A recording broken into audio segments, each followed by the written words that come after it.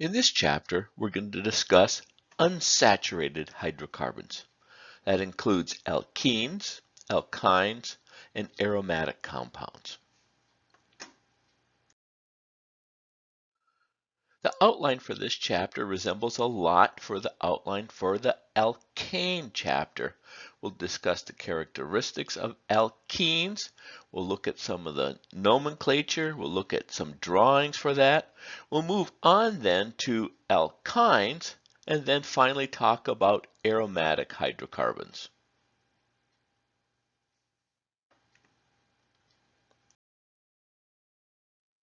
The term used to describe hydrocarbons that have either a double bond or a triple bond or both is unsaturated hydrocarbon. So if we look back at alkanes, they contain only single carbon-carbon bonds. Those are considered saturated, meaning they have as much hydrogen around a carbon atom that is possible, including the carbon-carbon bonds. Think of it as a molecule where all the carbon-carbon bonds are single bonds. An unsaturated molecule can either have one double bond, a triple bond, multiple double bonds, or combinations of those. A molecule that has a double bond on it is considered to be an alkene. A triple bond molecule where you have bonds of 3 bonds between carbon and carbon is called an alkyne. And then again, there's this special molecule, which in this case is a 6-membered ring with alternating double bonds. This is considered an aromatic compound. Some textbooks and some scientists call this a real compound.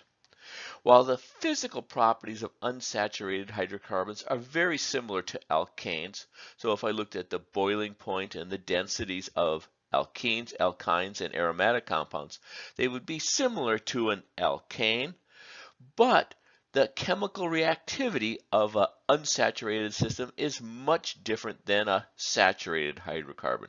So alkenes and alkynes undergo chemical reactions very readily compared to an alkane. An aromatic compound is a special compound and it has very special chemical reactions that it undergoes, and we'll talk about those at the end of this slide presentation. When a hydrocarbon has more than just single bonds, we refer to those double and triple bonds as functional groups. That is because they define the chemical reactivity of that whole hydrocarbon.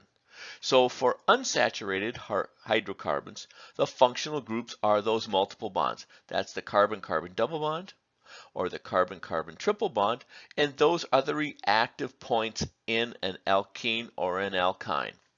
So alkenes again contain one or more carbon-carbon double bonds, alkynes contain one or more carbon-carbon triple bonds, and aromatic hydrocarbons contain alternating double bonds around a 6-membered system.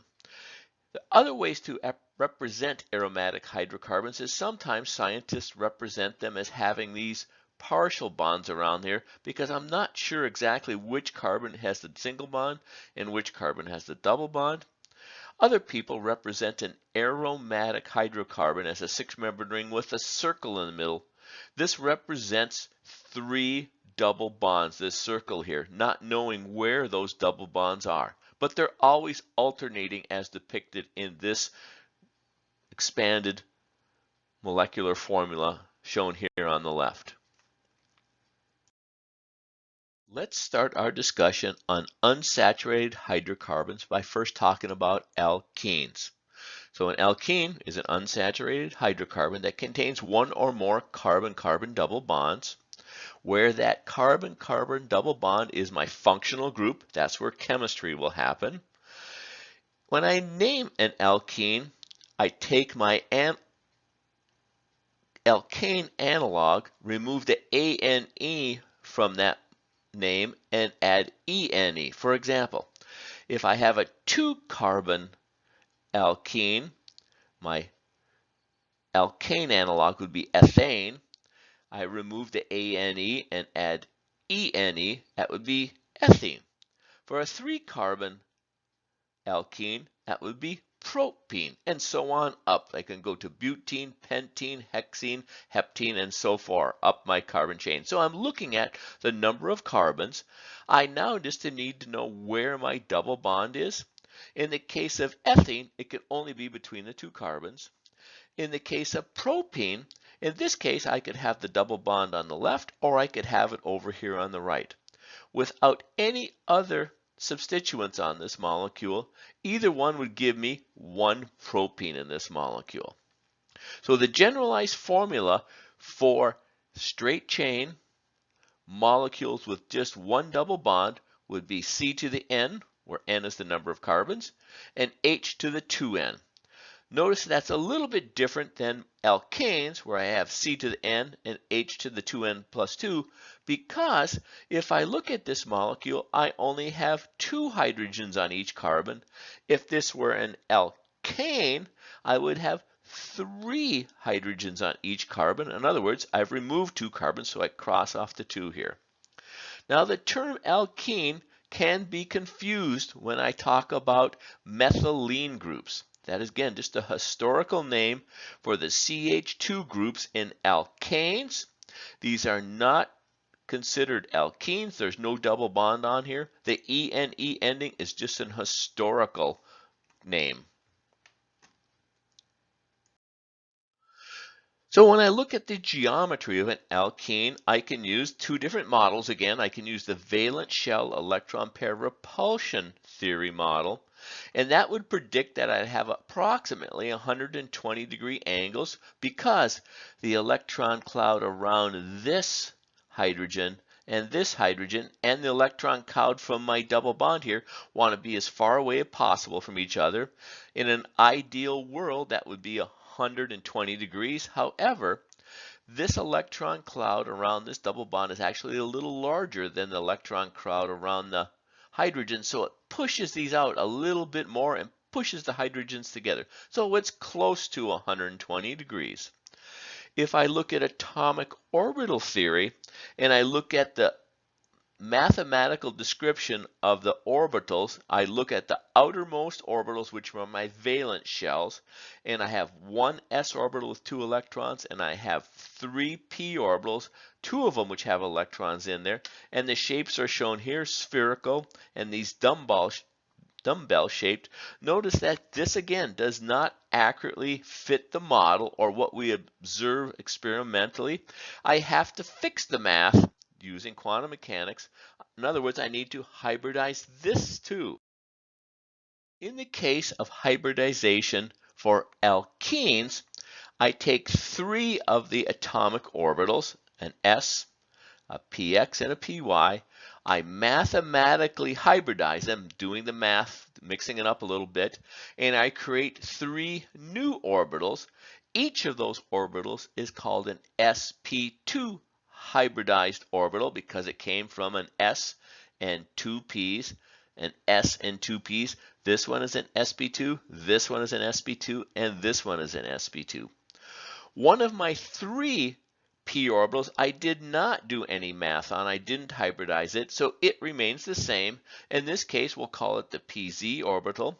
So my new orbital configuration about my carbon is I have 3 sp2 orbitals, and I have 1 unhybridized pz orbital. Again, that pz has 2 lobes on it. So I take an s, I take 2 of the p's, I make 3 new sp2 orbitals. And these sp2 orbitals now have 120 degrees between them. And it predicts my approximately 120 degree orbitals predicted from valence shell electron pair repulsion theory, and that are shown experimentally to exist at approximately 120 degrees. That gives me a trigonal planar geometry. So an atom with an sp2 hybridized orbital still has 1 unhybridized p orbital. That's the one that gives me the second bond. So I use one of these sp2 orbitals to form a sigma bond. I use this orbital to interact with another unhybridized orbital on another carbon to form what we call a pi bond. So let's look down on a molecule that has 2 carbons on it. and I've hybridized them so that I have three orbitals around each carbon that is sp2 hybridized. If two of those orbitals overlap, I have two electrons in there that forms a bond. These are considered sigma bonds. There's also overlap between the s orbital of hydrogen and the sp2 orbital of carbon. That is considered a sigma bond. A second sigma bond, another sigma bond, and another sigma bond. Remember, we still have the unhybridized orbital. That would be my pz orbital. Here's an example of that in one carbon. Here's the example on the other carbon. There actually is going to be an overlap between those orbitals. Unfortunately, it's hard to draw that based on the mathematics because all of quantum mechanics is based on mathematics. So we sometimes just draw these sort of overlapping regions here. We can either draw them with sort of lines, or we can actually sort of show them as in this diagram here, where I actually show the orbitals and I've connected them. So this is a bond, and we call that a pi bond. So the bond between carbons here, I have one bond that is a sigma bond between the carbons, and I have one bond, even though it's shown in two places here, that's my second bond. So both of those combined are considered one bond, and that is my pi bond. So the pi bond is formed by the unhybridized p orbitals. When we draw that out to simplify it, we just draw it as two double bonds. But one of them is a sigma bond. That's my linear overlap between two of the sp2 orbitals, and one of them is a pi bond. That's that overlapping on both sides from the unhybridized atomic orbital. One thing to note here is those pi electrons, they're sitting out there kind of far from the center of these atoms here. The further I get away from an atom, the more reactive they are, because that's how you make and break bonds. If I break a bond, I need to make a bond, and so these undergo chemical reactions very readily. Let's contrast the arrangement of atoms and bonds around alkanes and alkenes. In alkanes, I have a 109.5 degree angle between three different atoms. So all of these in methane would be at 109.5 degrees. In an alkene, between any three atoms, hydrogen, carbon, hydrogen, or hydrogen, carbon, carbon, was approximately 120 degrees. And both of these geometries are supported by both Vesper theory and hybridized molecular orbital theories. So alkanes are tetrahedral in nature, alkenes are trigonal planar in nature. Today, we use the term alkene for any molecule that has a carbon-carbon double bond. But before Iupac, we used to call molecules that had carbon-carbon double bonds olefins, and that actually came out of a word for oil-forming gas because they were very reactive molecules that came out of oil wells. So again, a very old term, but you will still see the term olefins used occasionally. If I look at the simplest alkene, ethene, it turns out that ethene is a molecule that is given off by plants to tell the fruit on that plant when to ripen. So if we get bananas from South America, we pick them when they're rock hard green, and then once they get to the store or to a distribution center, we actually flood the room with ethene, like this person is doing here. This technician is actually pouring some ethene into a vaporizer and filling the room full of bananas with ethene. That tells the bananas it's time to ripen. And there's a lot of fruit that does that. This molecule here, I can see it looks like it's a ring molecule with some methyl substituents on it, but it has a double bond. This is a molecule that has a common name of alpha pinene on it. It's the scent that you smell when you're around pine trees. This molecule over here again has many carbons. It's got 1, 13, 14, 15, plus 7, 22, 23 carbons. It has one double bond in it. This is a molecule that is a pheromone from the common housefly that attracts males attracting females here. It turns out people have used that as a way to make an attractant for flies in fly traps. So they synthesize cis-9 tricosine, often called mascular, and I use it to attract flies and trap them in a fly trap. Just like in alkanes, there is a systematic Iupac methodology for naming alkenes. Remember that in that last slide, we mentioned that alpha-pinene, that's a common name, and mascular, that's also a common name for alkenes. Let's now look at the methodology for naming alkenes. The Iupac system for naming alkenes is similar in structure to naming alkanes. The first thing I do is I find a parent chain, but in this case, it's the longest continuous carbon chain that contains both carbons of my double bond. For example, I have the same molecule drawn here. If I go from the left here, I go 1, 2, 3, 4, 5 carbons. I could have started counting down here, 1, 2, 3, 4, 5, 6. I get more carbons in a continuous chain, but I don't include both carbons in that chain. So this is the correct way to actually count those carbons. So in naming an alkene, I take the 5-carbon base name, which would be pentane. I remove that ANE and I put in an ENE. So the parent chain for this molecule right here would be pentene. Just like in naming alkanes, I want to start counting carbons at one end or the other of my longest continuous carbon chain that contains both carbons of my alkene. So I could go 1, 2, 3, 4, 5. Notice that my carbon, I hit my first carbon of my alkene at 2.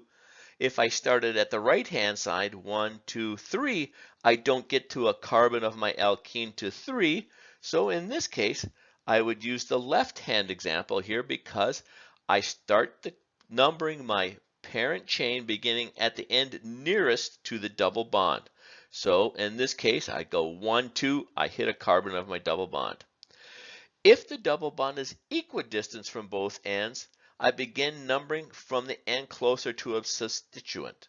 For example, on this molecule, I go 1, 2, I hit the first carbon of my double bond, but I could have started over on the left-hand side, 1, 2, I also hit a carbon of my double bond. But in this first case over here, I have a chlorine substituent on carbon number 1. Here I would have a chlorine substituent on carbon number 4. So in this case, I start counting from the right-hand side to give my substituent a lower number.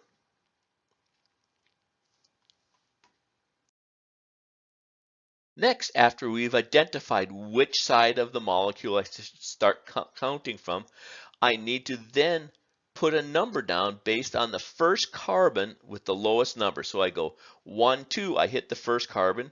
This whole molecule here would be 2-butene. The 2 identifies where my double bond starts. If I look at this molecule, I go 1, 2, 3, 4 carbons, so it's going to be a butene also. But in this case, my alkene, my carbon, which is part of the double bond, starts on carbon number 1. So this would be a 1-butene. And then I just name the substituents as I would have for an alkane. I go 1, 2, 3. On carbon 3, I have a methyl group. So putting that all together, I have a 3-methyl 1-butene. I also will use suffixes once in a while when I have multiple double bonds. For example, if I have 2 double bonds in a molecule, that'll be a diene. If I have 3 double bonds in a molecule, that would be a triene. If I have 4, a tetraene, and so forth. So we're using this Greek Latin sort of prefixes there to talk about the molecule here. So if I look at this molecule here, I go count. I go 1, 2, 3, 4. That's going to be a butene, but I have 2 double bonds. I have one that starts at carbon number 1, and I have one that starts at carbon number 3 here. So that's going to be a 1, 3 buta. Because I have 2 of them, I'm going to add the word di in here. Butadiene.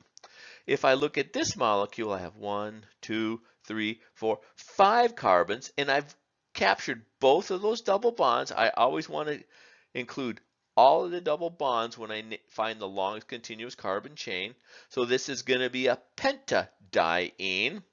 And I also need to include my substituents. So 1, 2, 3. This is a 3-methyl 1,4-pentadiene. 1, 2, 3, 4. So my carbon double bonds start at carbon number 1 and carbon number 4. We will most often use line angle drawings for alkenes just like we did for alkanes. But when we do an alkene, we must emphasize the carbon-carbon double bond. For example, here's a 3-carbon system, that would be propene. Here's a 4-carbon system where my double bond starts at carbon number 1, this would be 1-butene. Here's a 5-carbon system, 1-pentene. Here's a 6-carbon system, 1-hexene. If I look here, I do have another butene that I could have drawn where my carbon double bond starts at carbon number 2. This would be 2-butene, 2-pentene, 3-hexene, and for hexenes, I would actually have a third molecule I could draw. This would be 1, 2, 3-hexene. Notice that these are symmetric molecules. So if I counted from the right-hand side, 1, 2, 3, I get the same name. If I get the same name, it's the same molecule.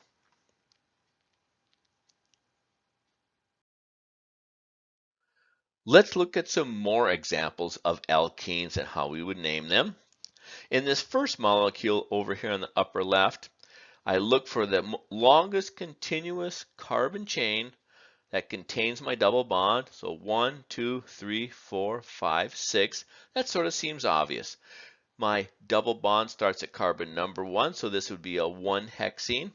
I have a methyl substituent at 3 and a methyl substituent at 5 carbon, so this would be a 3,5-dimethyl 1-hexene.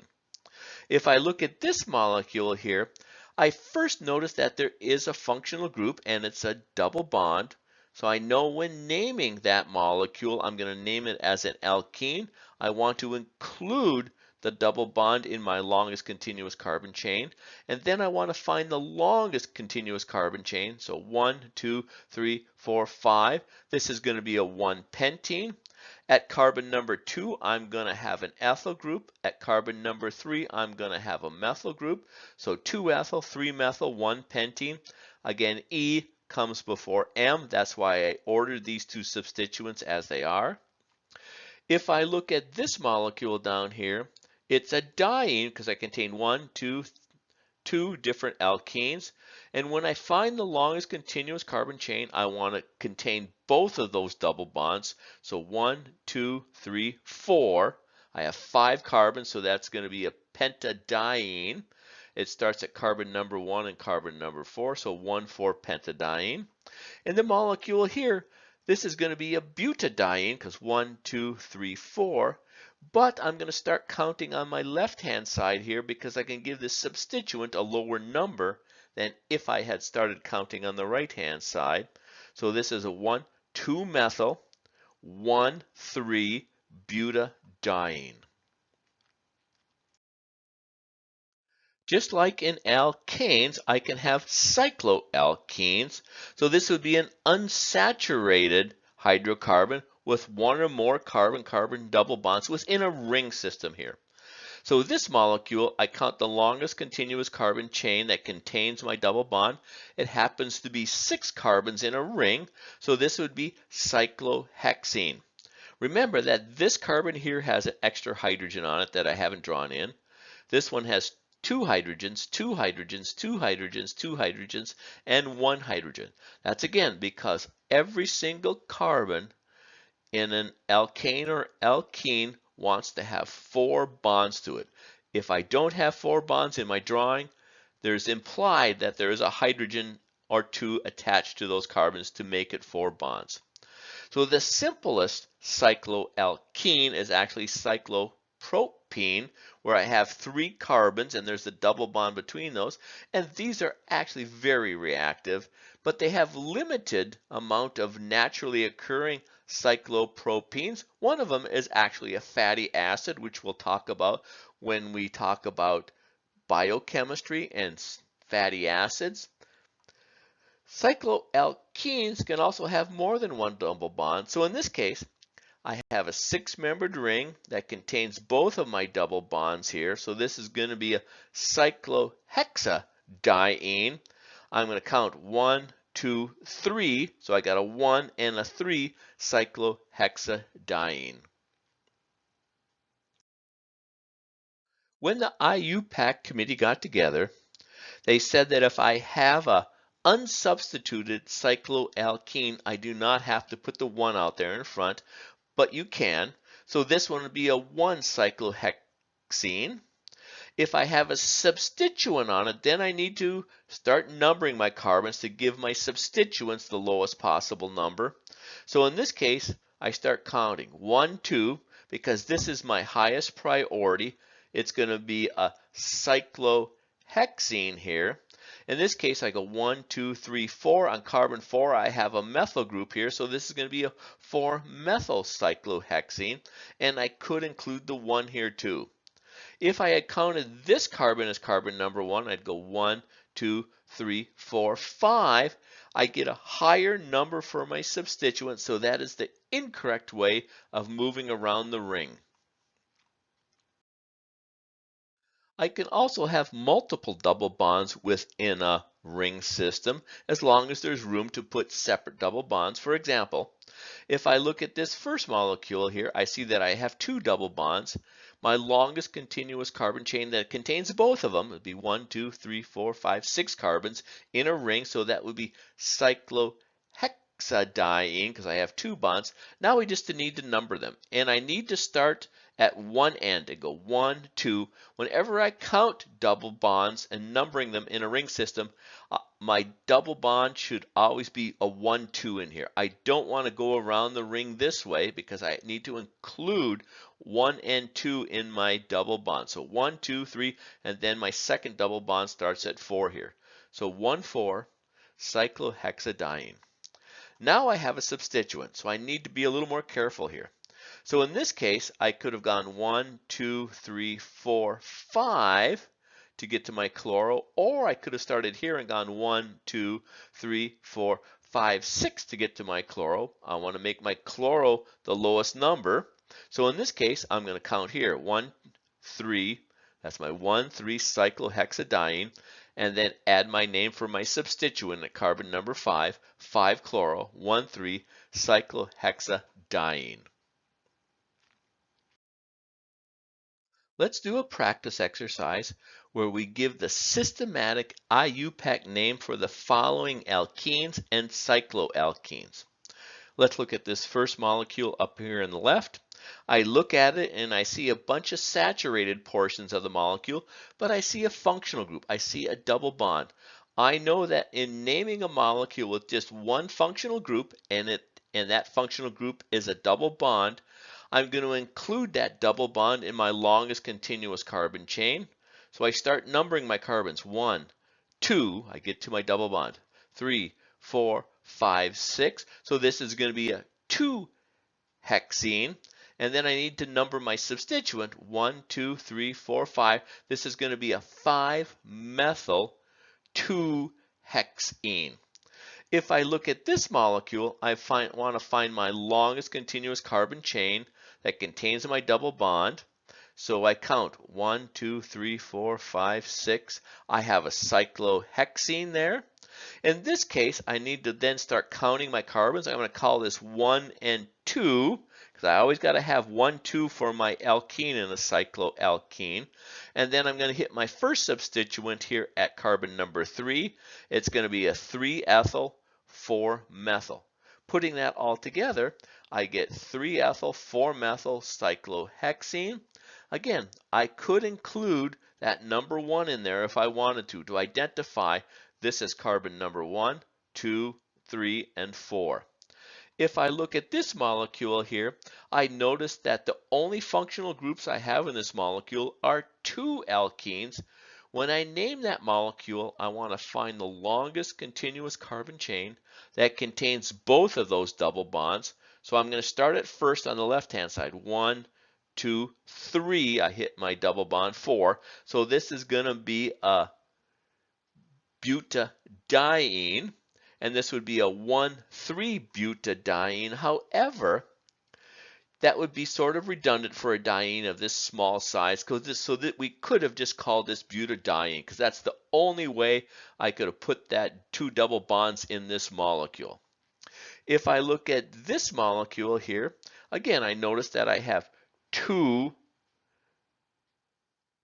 double bonds.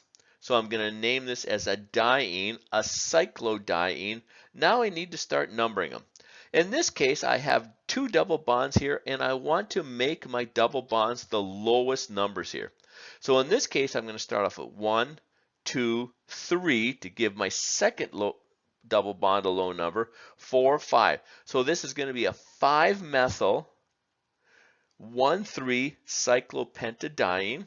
Notice if I had started, for example, right here and gone 1, 2, 3, 4, I wouldn't have gotten to my second double bond until I got to carbon number 4, and that would be higher than 1, 3. So I always want to give my double bonds the lowest possible numbers in the nomenclature system. In 1993, Iupac got back together and recommended changing where we put the number when we're talking about the systematic names for alkenes. What they came up with is a new methodology where I placed a number closer to that functional group name. So for example, in the examples that we just did, I look at this molecule, I'd say 1, 2, 3, 4, I'd call that 1-butene. But in the new Iupac naming system that came out in 1993, I would have called this but-1-ene. So I put the number 1, I just move it from the front of the molecule and move it to right before that suffix that identifies this as an alkene. Another example would be 1, 2, 3, 4, 5 carbons. This would have been in the old nomenclature system 1-pentene. In the new nomenclature system, I take that 1 from out in front and I sort of put it right before that suffix there that identifies it as an alkene. So this would be a pent-1-ene. This example here would be 2-butene under the old Iupac system. Under the new, I just move the 2 in front of the ene, so this would be but-2-ene. This would be 2-pentene in the old system and pent-2-ene in the new system. Unfortunately, not the whole world has adopted the 1993 system, and there's a lot of old literature out there. So we need to know both. But when you're ever asked, you're always going to be correct when you write down the new nomenclature system, even though you might still experience the old nomenclature system. So what did the Iupac committee come up for when I have multiple double bonds in a molecule? Again, same methodology. If I look at this molecule here under the pre-1993 system, I would have called this 1,3-butadiene. Under the new system, I'm going to put the 1 and 3 and move it right in front of the suffix that identifies the functional group. In this case, it's a diene, so I'd say buta 1,3-diene. In this case down here, when I have 2, 3 double bonds in there, my old system would be to call this 1,3-heptatriene. Under my new system, I'm going to call it hepta 1,3,5-triene. In a cyclic compound, I do the same thing. This would be a cyclooctatetrene, octa because it has 8 carbons around it, tetra because I have 4 double bonds. So once 1, 3, 5, and 7, I just move all of those numbers to the front here. Notice on all of these systems, whether it's new or old, I actually have an A still in there. So when I have a diene, triene, or a tetraene and so forth, I keep the A all the time. So I don't remove ANE, I leave the A in here because it's a little bit easier to speak. 1,3-butadiene and buta 1,3-diene, etc. Just like alkanes, there are some common Iupac names that exist for small alkenes. And there's no scientific basis for signing such names, therefore we just must memorize them. For example, if I look at this molecule, I call that ethene. So I take 2 carbons, ethane, remove the ANE, put an ENE there, but we often call this ethylene. If I look at this molecule and I look at the Iupac name, that would be propene, but a common name for this molecule is also propylene. In fact, depending on where you are in the world, there are many different common names for these molecules. For example, ethene is also sometimes called acetine, bicarbureted hydrogen, olefin gas, liquid ethylene. If I look at propene, it is sometimes called 1-propene, methylethylene, 1-propylene. Again, common names are hard to memorize because it depends on where you are in the world and how old you are. With the Iupac system, there's no room for error because they're always named the same thing, and that's a worldwide system for naming molecules. Let's now discuss alkene isomers, and that's going to include both constitutional isomers, often called skeletal or structural isomers, and stereoisomers of alkenes, and we have both in this case. Let's review that term isomer one more time. Isomers are compounds that share the same molecular formula, but they are different compounds. And we have 2 big categories. One is constitutional isomers and one is stereoisomers.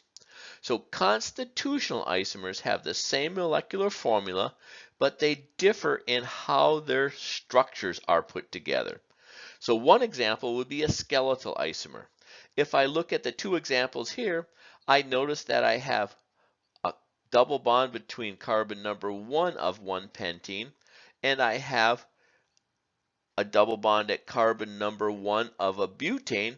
These both contain 5 carbons and 10 hydrogens. These are considered skeletal isomers because the carbons are actually connected to different carbons. In this case, I have a substituent, and in this case, I have a continuous single chain of carbons here. So 1-pentene versus 2-methyl 1-butane, we call those skeletal isomers, so that's a subcategory of constitutional isomers. We could also have positional isomers. So I have another molecule that I could draw that has the carbon double bond starting at carbon number 2 here. So 1-pentene versus 2-pentene, these are actually positional constitutional isomers of each other. And in this case, I could have the double bond out here. In this case, my double bond is different. My skeleton is all the same. I have the same carbons arranged in the same way. It's just where my double bond is. So in one case, I have 2-methyl 1-butene. Here I have 2-methyl 2-butene. Again, 2 completely different molecules, but the only difference is the position of the double bond.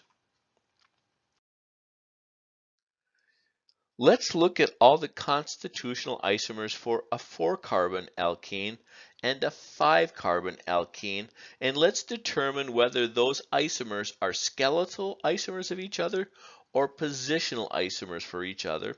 Let's start on the 4-carbon system.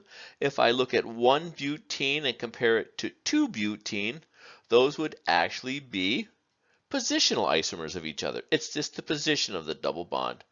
If I compare 1-butene to 2-methylpropene, those would be skeletal isomers of each other.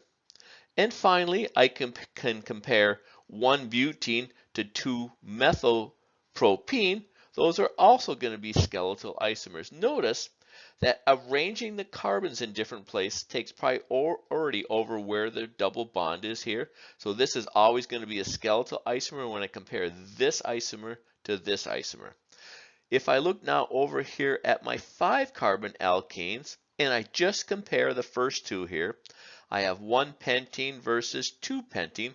I know that's going to be a positional isomer.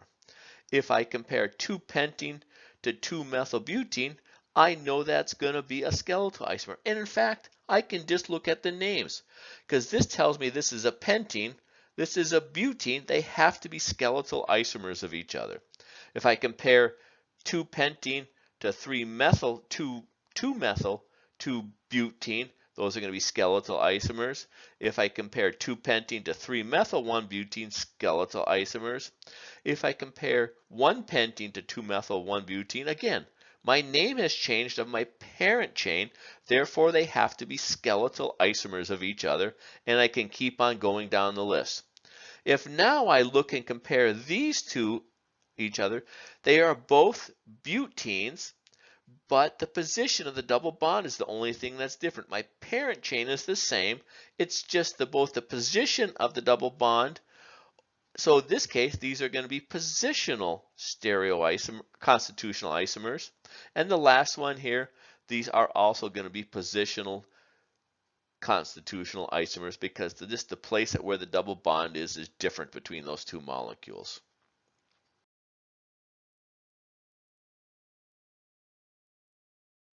Some alkenes can also have isomers that are stereoisomers. And it's just as when we discussed about cyclic compounds that have two substituents, one up and one below the plane of the ring, we can have substituents on a double bond, in other words, groups that are attached to that double bond that are either on the same side or on opposite sides. So if I look at just sort of the expanded structural formula of 2-butene, I can't tell if that has any stereochemistry in it. But if I redraw that and I move these two methyl groups and have them up on top here, they're on the same side as the double bond, and my hydrogens are on the same side, we call that cis-2-butene. There is another isomer, a stereoisomer, where I could draw the two methyl groups on opposite sides of the double bond. So if I drew a line straight through that double bond here, one of the methyl groups is up and one of the methyl groups is down.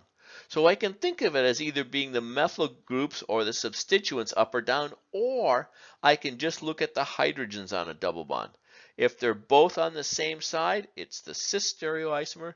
If they're on opposite sides, it's going to be the trans stereoisomer. The reason an alkene can have stereoisomers is because my pi bond here locks my configuration of this molecule. I can no longer rotate about a double bond as I can in a single bond. So if this hydrogen is sticking out and this hydrogen is sticking out, I can't rotate about that carbon-carbon double bond to move that in the back. Therefore, carbon-carbon double bonds are rigid and I cannot rotate around them. That makes it possible to have stereoisomers that are cis and trans. Not all alkenes can be classified as cis and trans. That's because I have to have at least two substituents on the two carbons of the double bond to have cis and trans. For example, if I look at this molecule, 1-butene, notice I have the CH2CH3 group up here on the top. I have a hydrogen on the top, I have a hydrogen on the bottom, therefore I can't say that my hydrogens are on opposite sides because I have them literally on both sides here. Also, if I look at this molecule, 2-methylpropene, I have two identical substituents on the right-hand side and I have two identical groups, which are hydrogens in this case, on the other carbon.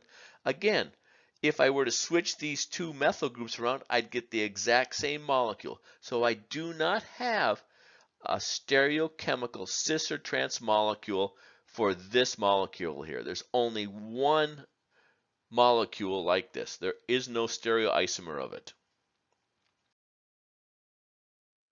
When I'm naming a compound that does have a cis or trans stereoisomer, I need to name that stereoisomer as either cis or trans in my nomenclature system. For example, if I look at this molecule, I notice I have two double bonds, and I have 1, 2, 3, 4, 5, 6, 7. So this is going to be a heptadiene. I start numbering here from the left-hand side, so I get to my first carbon at 2, my second carbon at 4, so it's going to be 2,4-heptadiene. I now need to look at my double bond here. Notice my hydrogens are on opposite sides here, and I have a methyl group on this side, and I have this whole big thing here on my right-hand side. These are going to be trans to each other. If I look at my second double bond here, I notice this hydrogen and this hydrogen are on opposite sides, and my substituent across that double bond would be this whole group here and this whole group here, and they're on opposite sides. So this is a trans stereoisomer at carbon number 2, and this is a trans stereoisomer at carbon number 4. So I need to put trans 2 4. So the first trans identifies the stereochemistry of the 2-alkene. The second trans identifies the stereochemistry of the 4-alkene.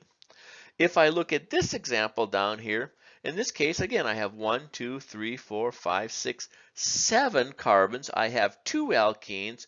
This is also a 2,4-heptadiene.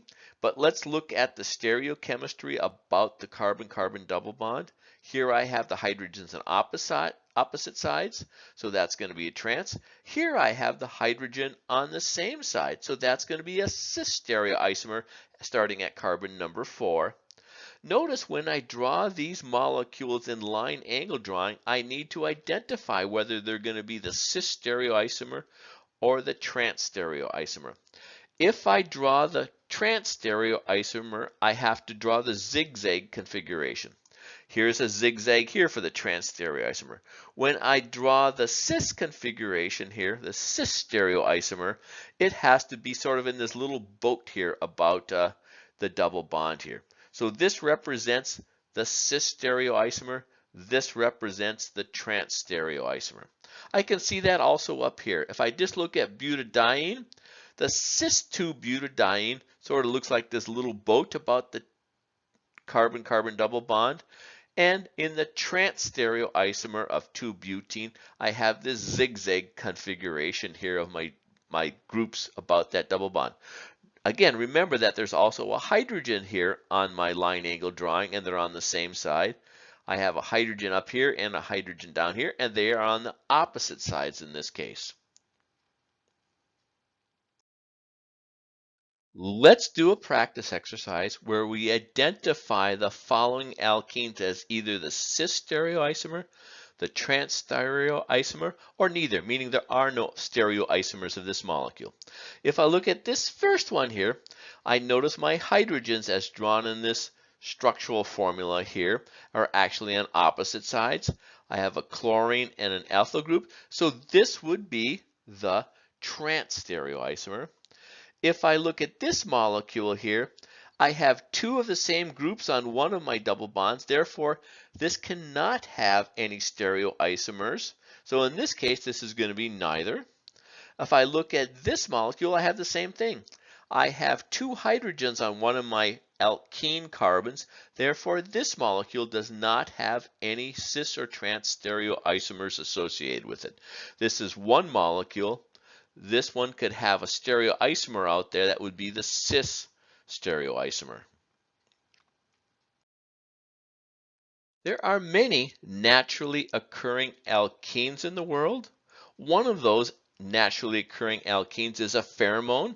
A pheromone is a compound used by insects and some animals to transmit a message to other members of the same species. In other words, this pheromone, if it is released by the silkworm, is detected by other silkworms.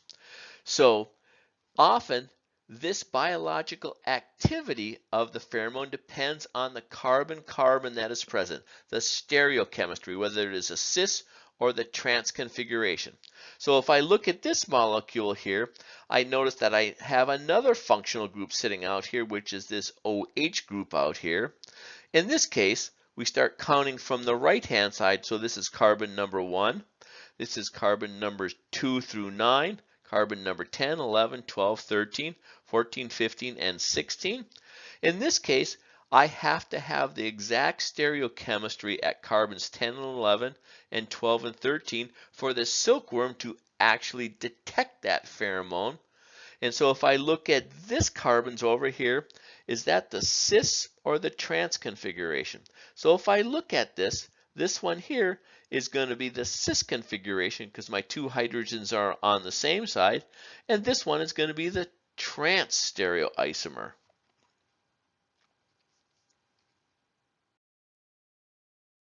Let's now take a more in-depth look and look at some other common alkenes. A group of alkenes known as terpenes are one of the most common alkenes found in nature. A terpene is an organic compound where the carbon skeleton is composed of two or more 5-carbon isoprene units. And this is what an isoprene unit looks like. There's 5 carbons and there's 2 double bonds.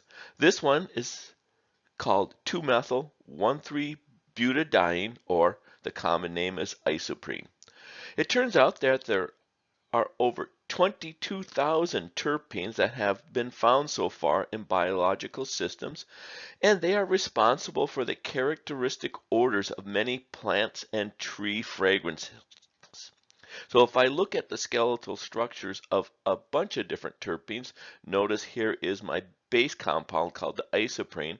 All these other look a lot more complex, but they consist of 5 carbon units, sometimes there's 10 carbon units, and a bunch of double bonds, terpenes. Let's look at some specific terpenes. The first one we look at is limonene. It actually is the odor or the fragrance from the oil of lemons or oranges. And if I look up here at the compound structure, I can see that it's 1, 2, 3, 4, 5. 1, 2, 3, 4, 5. This is a 10 carbon unit made out of 5 carbon subunits and double bonds. This one here, alpha phalandrine, is the fragrance from eucalyptus, again made out of 5 carbon units with a bunch of double bonds. Geraniol is actually the fragrance from either roses or geraniums. Again, 5 carbon units with double bonds in it. Here's a couple more. Zingerberine, that's the oil of ginger. 5 carbon unit down here, 5 carbon unit here, 5 carbon unit here, and a bunch of double bonds. These red lines here just sort of separate the 5 carbon units. Here's one, alpha-farnesene. It's the natural coating on apples, and it has the aroma of hops. Okay. Again, 5 carbon units, a bunch of double bonds. For some reason, life likes to put together carbon into 5 carbon units, which accounts for all these terpenes out there in nature. Probably one of the most famous alkenes are the polyenes, which contain multiple double bonds. This one here is called beta carotene, and this is the one that is associated a little bit with eyesight. Notice that the word beta carotene and all the other terpenes have common names. This one has a common name, but it does have an Iupac name. So let's see if we could come up with that Iupac name for this molecule.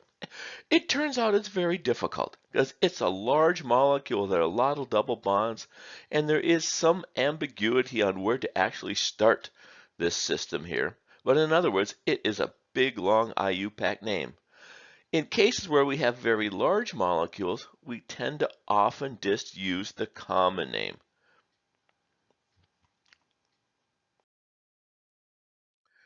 When you hear about unsaturated fatty acids, the reason they're called unsaturated is because they contain a double bond.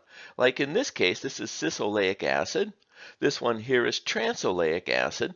And you can see this is a cis fatty acid. This is a trans fatty acid. We call it trans because it contains a transalkene in the backbone of the molecule.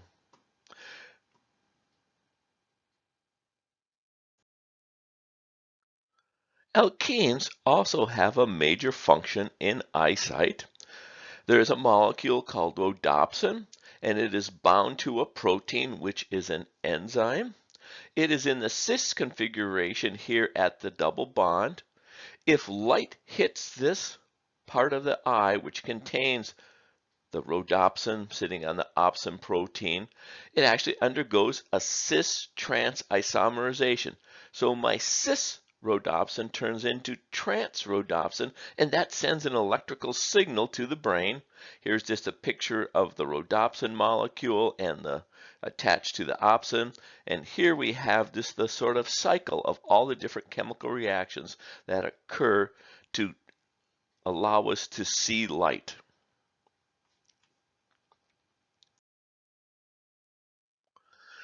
Let's now take a look at alkenes and look at the properties of alkenes relative to alkanes and look at some of the chemical reactions that occur.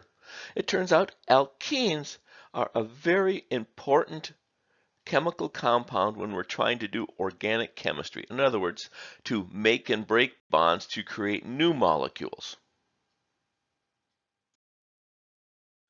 When we talk about physical properties of organic molecules, we like to look at boiling points and melting points because they actually follow very ordered trends. For example, if I look at this graph here and I look at the number of carbons in an alkene and I look at the temperature of both the boiling point and melting point, one can see that as I increase the number of carbons, my melting point rises. As I increase the number of carbons, my boiling point rises. Again, this is due to the fact that as I have more and more carbons, I have more London dispersion forces holding them together, the different molecules, and I need more energy, a higher temperature, to break those molecules apart.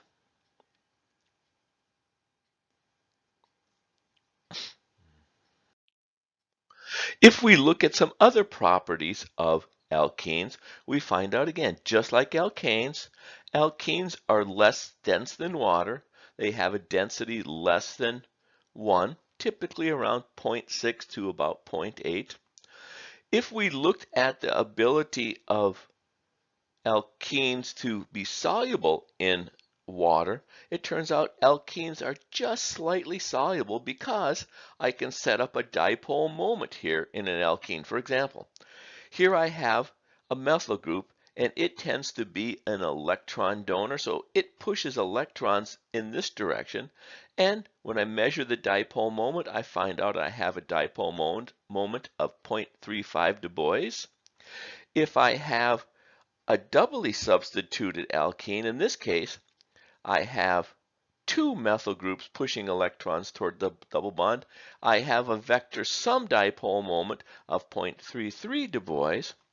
If I looked at the trans stereoisomer of the 2-butene, I have one methyl group pushing electrons in this direction. I have one methyl group pushing electrons in this direction. Those dipole moments cancel out if I do vector analysis. So the polarity in dipole moment of the trans 2-butene is actually 0.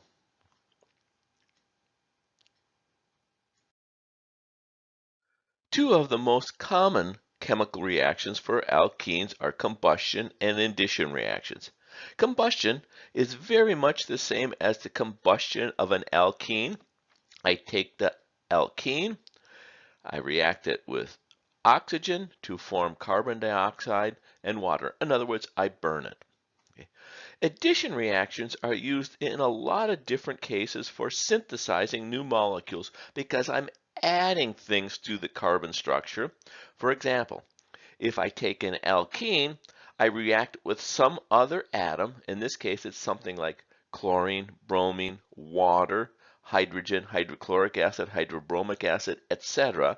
I'm adding these atoms or parts of molecules X and Y to this carbon structure. In other words, I'm making this carbon structure bigger. In this case, I typically add the X to one of the carbons and the Y to one of the other carbons here. I've done an addition reaction. So one way to look at an addition reaction is that I have a double bond here, one of them which is a pi bond, and it's actually sticking out. The electron density is sticking out here pretty far.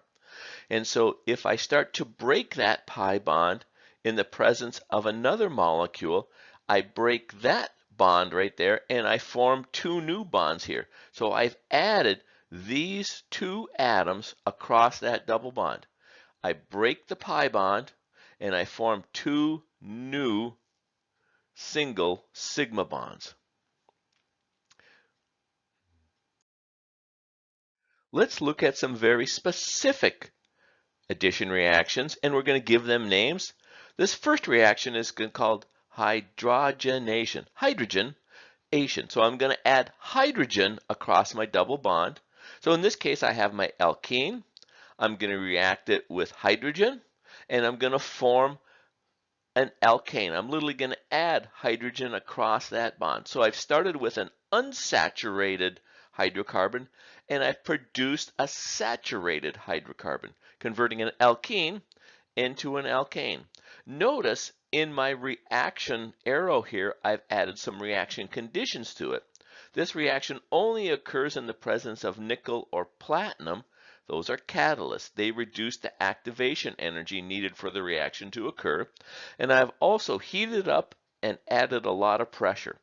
So this has cost a lot of energy to do hydrogenation reactions.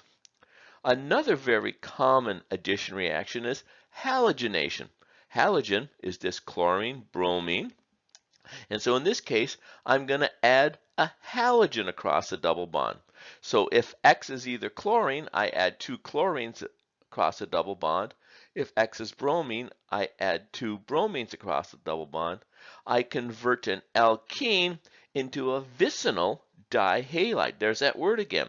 Where I have on adjacent carbons, I have two halogens here. Let's look at some examples of those two reactions. In this case, I take propene, react it with hydrogen gas in the presence of a catalyst, either nickel or platinum, at 150 degrees at a very high pressure. So I take a propene, I add hydrogen across my double bond to form propane, going from an unsaturated alkene to a saturated propane here. If I take 2-butene and I react it in the presence of chlorine gas, I will add chlorine to each side of this double bond here to form 2,3-dichlorobutane, which is a vicinal dihalide. Notice I have no reaction conditions in this case here. That's because this reaction is spontaneous. It has a very thermodynamic reason for going to the right here. It's favorable. Let's look at a model for actually doing a hydrogenation reaction here. I have a catalyst. This is just a piece of nickel or a piece of platinum, and there are some other catalysts we can use here. It turns out hydrogen gas tends to be attracted to that metal, and when it's attracted to that metal, it breaks the bond between the two hydrogen atoms. At that point, the alkene is also attracted to that metal. In fact, it's the pi electrons that are attracted to that metal. So when they're both very close together, I can tend to react that hydrogen with my alkene because of this close proximity. My catalyst is used to hold them together and to weaken the bonds between the alkene, the pi bond, and create a new bond between my carbon and my hydrogen. Once I pick up one hydrogen, and then I pick up a second hydrogen, and then once it's not an alkene anymore, it's no longer attracted to my catalyst and it floats off into solution. So we represent a catalyst here as this sort of flat plane, but it's just a chunk of, metal. But on the atomic scale, it looks flat relative to the size of these atoms here.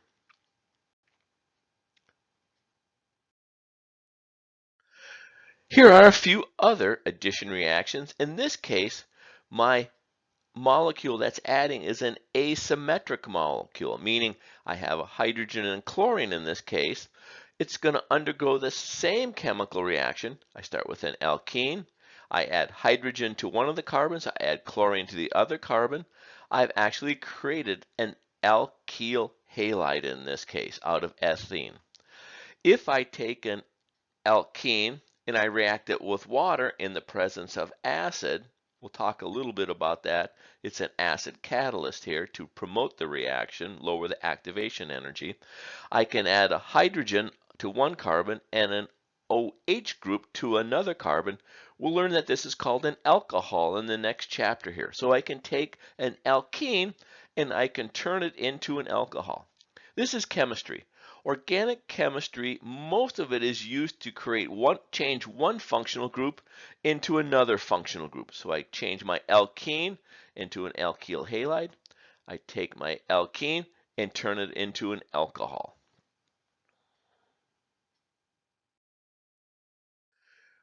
With an asymmetric molecule, for example, like HCl, HBr, and OH as my addition reagent, my hydrogen, in this case here, can add to one carbon or it can add to the other carbon.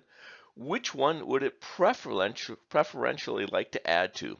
It turns out that Markovnikov, a scientist that worked a long time ago, he actually did a series of experiments where he took a large number of alkenes, he reacted them with hydrochloric acid, and he found out that the hydrogen just about always goes to the least substituted or the least hindered carbon, and then the chlorine attaches to the most hindered carbon, meaning this carbon here is a tertiary carbon.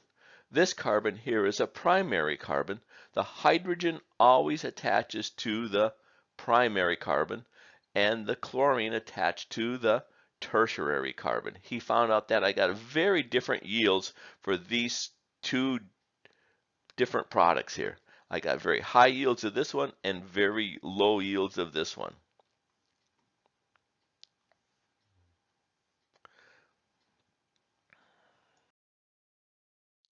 Let's use that information to actually predict which carbon my hydrogen will add to and which carbon my bromine will add to in this first one. So first determine which carbon on the double bond is most substituted. This happens to be a primary carbon.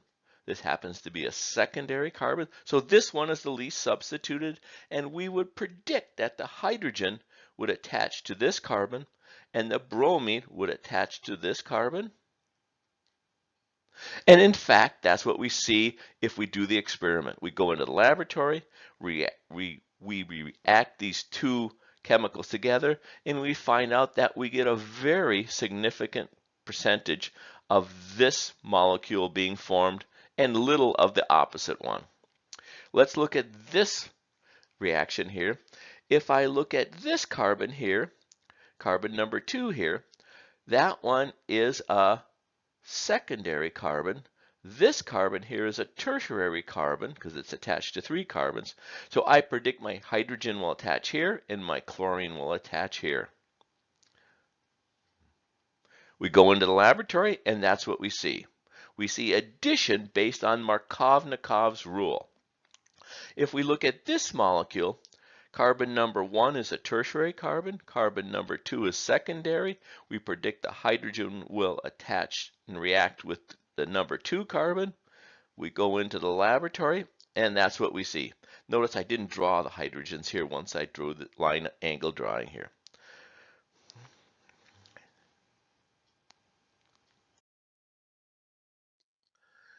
Long after Markovnikov's experiments, scientists were able to develop a mechanism why this Markovnikov's rule actually works.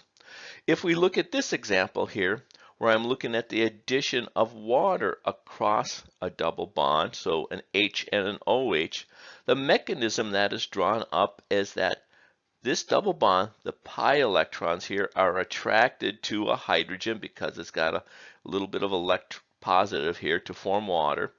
And there's an intermediate compound that's formed and where I could either have a positive charge because I've used some of these electrons either on this tertiary carbon or on the secondary carbon.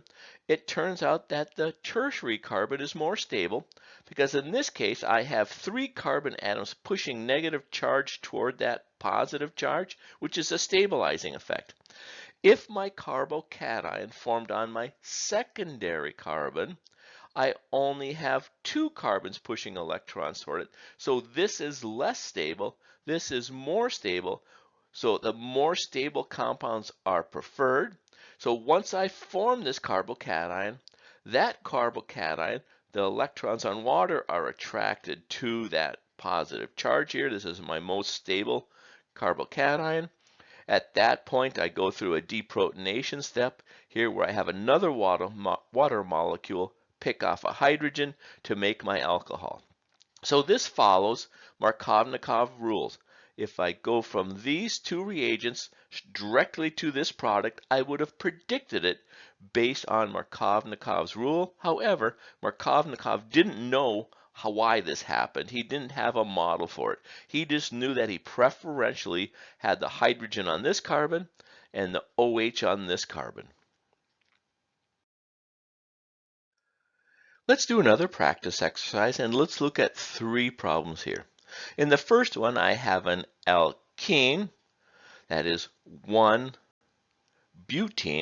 I react it with water in the presence of acid catalyst.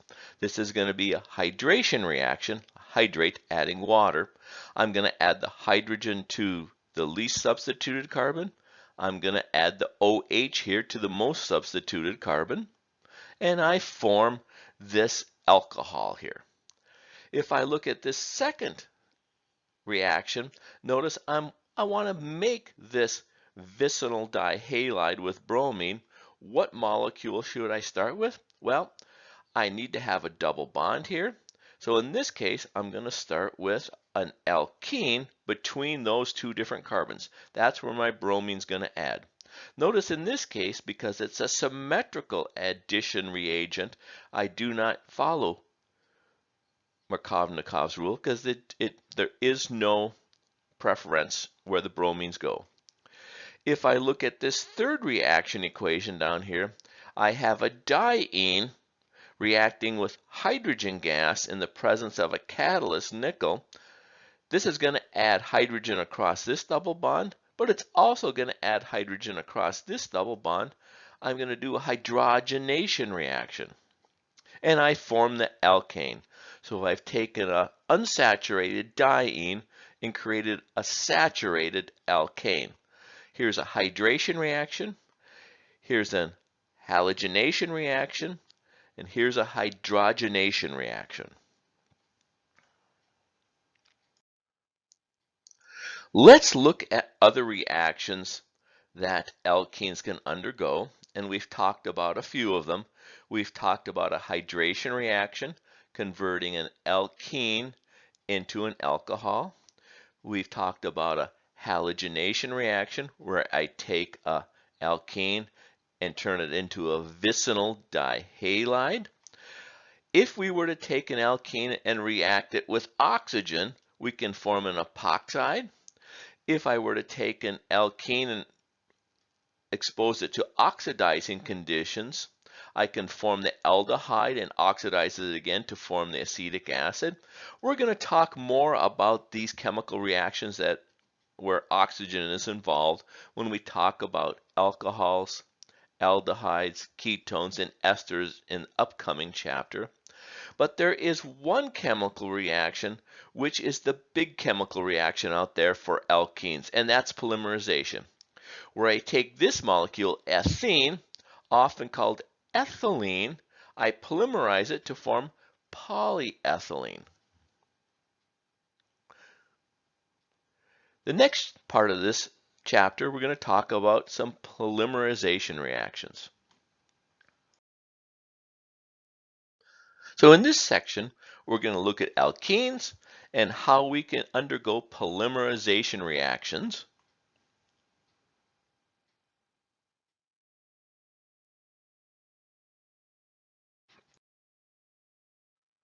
Before we talk about the chemical reaction itself, let's first do some definitions. Polymers. Polymers are macromolecules. Macromolecules, this means big molecules. In fact, they have formula weights into the thousands, so they're very, very large. The word poly usually means many, and mer means many parts or small units. So this is polymers, many small units put together. That comes from the Greek polymer. So polymers consist of small molecules called monomers. In this case, we're talking about alkenes, and we're talking about small alkenes that under the right reaction conditions, in this case, heat, catalyst, and light, they can be bonded together to form macromolecules, big molecules. So I take alkenes, I react them under certain reaction conditions, and I form alkanes. So I take all these double bonds where the pi electrons on each of these double bonds are very reactive, my monomers, I convert them into alkanes, which are polymers. The word plastics is often used as a synthetic polymer. So if I can get a polymer out of nature, we typically don't call it a plastic. But if we synthesize a polymer using alkenes, we call that a plastic.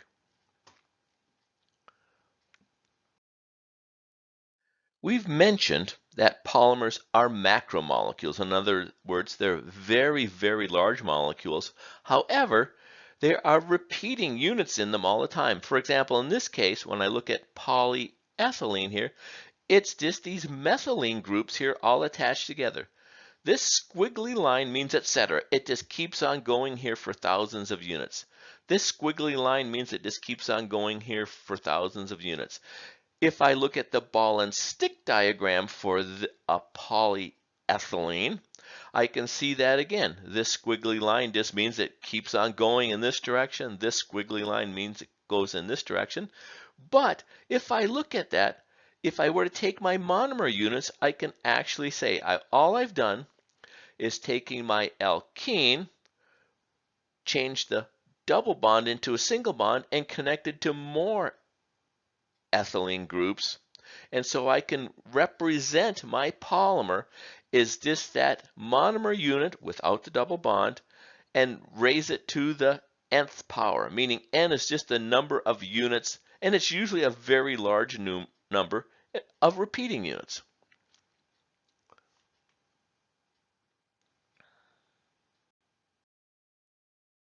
We mentioned earlier that isoprenes are very common dienes out in nature.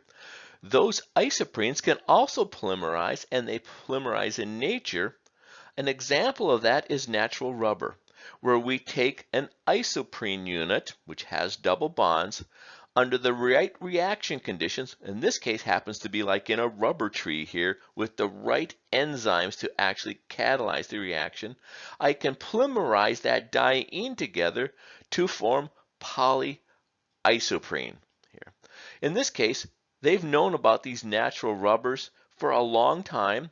There are examples of rubbers that have been found out there in some of the ancient ruins down in Central America where they actually had rubber balls that they used to play games with. So this is an Inca rubber ball made out of naturally occurring polymer, polyisoprene. Polymerization reactions of alkenes are also considered addition reactions. So I'm adding them together.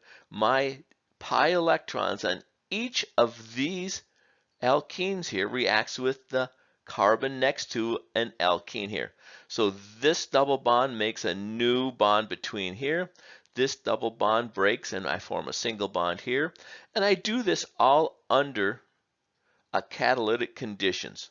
So I take alkenes, I make polyalkenes here. An example of a polyethylene molecule is actually kitchen wrap, like Glad cling wrap here. It's just polyethylene that has been polymerized in an addition reaction. Let's look at some ways we can do addition polymerization. Typically, we do those either under anionic conditions, cationic conditions, or radical conditions here. And I'm going to go through these quickly just to give you a feel for chemical reactions. If I have a negative anion in solution, like butyl lithium is a very common one, that can react with my pi electrons of one of my carbons, which pushes those electrons over to the other carbon, forming an anion there. That anion then can react with this carbon here, pushing those electrons over to that carbon, forming another new anion, which reacts with another monomer unit, etc. I form my polymer. If I have a cationic addition reaction, I draw the arrow in a different direction. Remember, I'm following the flow of electrons. Here's my extra electrons in my pi. It goes over attracted to my cation, a plus charge here, and I form a new bond between my initiator and my carbon right there. Because I'm removing electrons between those two carbons, that carbon now becomes a cation. I have another monomer there that's attracted to that positive charge, forming a new bond, and etc. I form a cation there. I react with another monomer unit. Eventually, I get a long chain polymer here. Addition reactions can also occur by radical reactions. A radical reaction is a one electron movement between atoms. So in this case, I have a radical initiator, which is usually due to the decomposition of a peroxide and light. My pi electrons, one of the electrons reacts with the one electron on my radical to form a new bond between that carbon and my initiator. My second electron that was in that pi bond now is over on that carbon, forming a new radical. And again, my reaction condition continues. I have one of the electrons in another monomer alkene react to form a bond between this growing molecule and that carbon. I have an electron move over to that carbon now, forming a new radical, which reacts with another alkene, etc., to form a polymer. So those are the four simplified types of addition reactions that are initiated by anionic conditions, cationic conditions, or radical conditions here. Which one I use depends on what sort of alkene I start with, what kind of reaction vessels I have in my polymerization plant, and what the cost of all these initiators are and the polymers are. Let's look at some common polymers and their names and their monomers that we use to actually start with. So I look at polyethylene. There are two types of polyethylene that we typically manufacture: low density polyethylene and high density polyethylene. Both of them start with an ethylene monomer to form this structure here of CH2, CH2 repeating units. The low-density polyethylene is actually soft and waxy, whereas the high-density polyethylene is rigid and translucent. We make these by adjusting the temperature and the type of catalyst we use. We can actually preferentially make one or the other depending on what one we want to use it for. So low-density polyethylene, because it's soft and waxy and sticky, we use it for film wraps like Glad Wrap. If we want it to be hard, we use it for things like toys and bottles and things like that. Polypropylene actually comes from the propylene monomer. Notice here there's a trend starting here. I name my polymer based on what monomer I use, because polyethylene, there's no double bonds in polyethylene. There's no double bonds in polypropylene. We're just naming the polymer based on what monomer we start with. So this is a 3-carbon repeating unit. Polyvinyl chloride started with this 2-carbon alkene, which had a chlorine attached to it. That's often called historically vinyl chloride. Therefore, my polymer in the addition reaction is polyvinyl chloride, PVC. And the list goes on. Vinylidene chloride, I form polyvinylidene chloride polymer. If I started with styrene, styrene is an alkene that has an aromatic compound attached to it. When I do the polymerization, I form an alkane, which has an aromatic group attached to it. We call that polystyrene. And the list goes down. So whenever I form a polymer using an addition reaction of an alkene, I start with an alkene.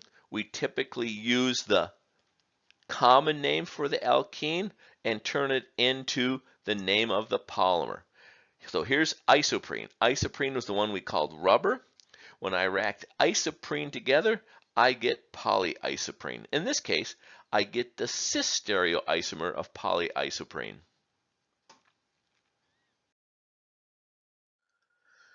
So one way to predict what my polymer is going to look like is to look at the starting alkene. And whatever's attached to that alkene, we'll just call it now generically Z here. When I polymerize it, it's only the alkene that I put in my long continuous carbon chain, but I still have one substituent hanging off of that polymer that is produced. For example, if I look at polyethylene, my Z would actually be a hydrogen atom. Notice in this case, I have hydrogens now sticking up on the top here. If I looked at polypropylene, my Z would be a CH3 group because polypropylene is one double bond, 3 carbons.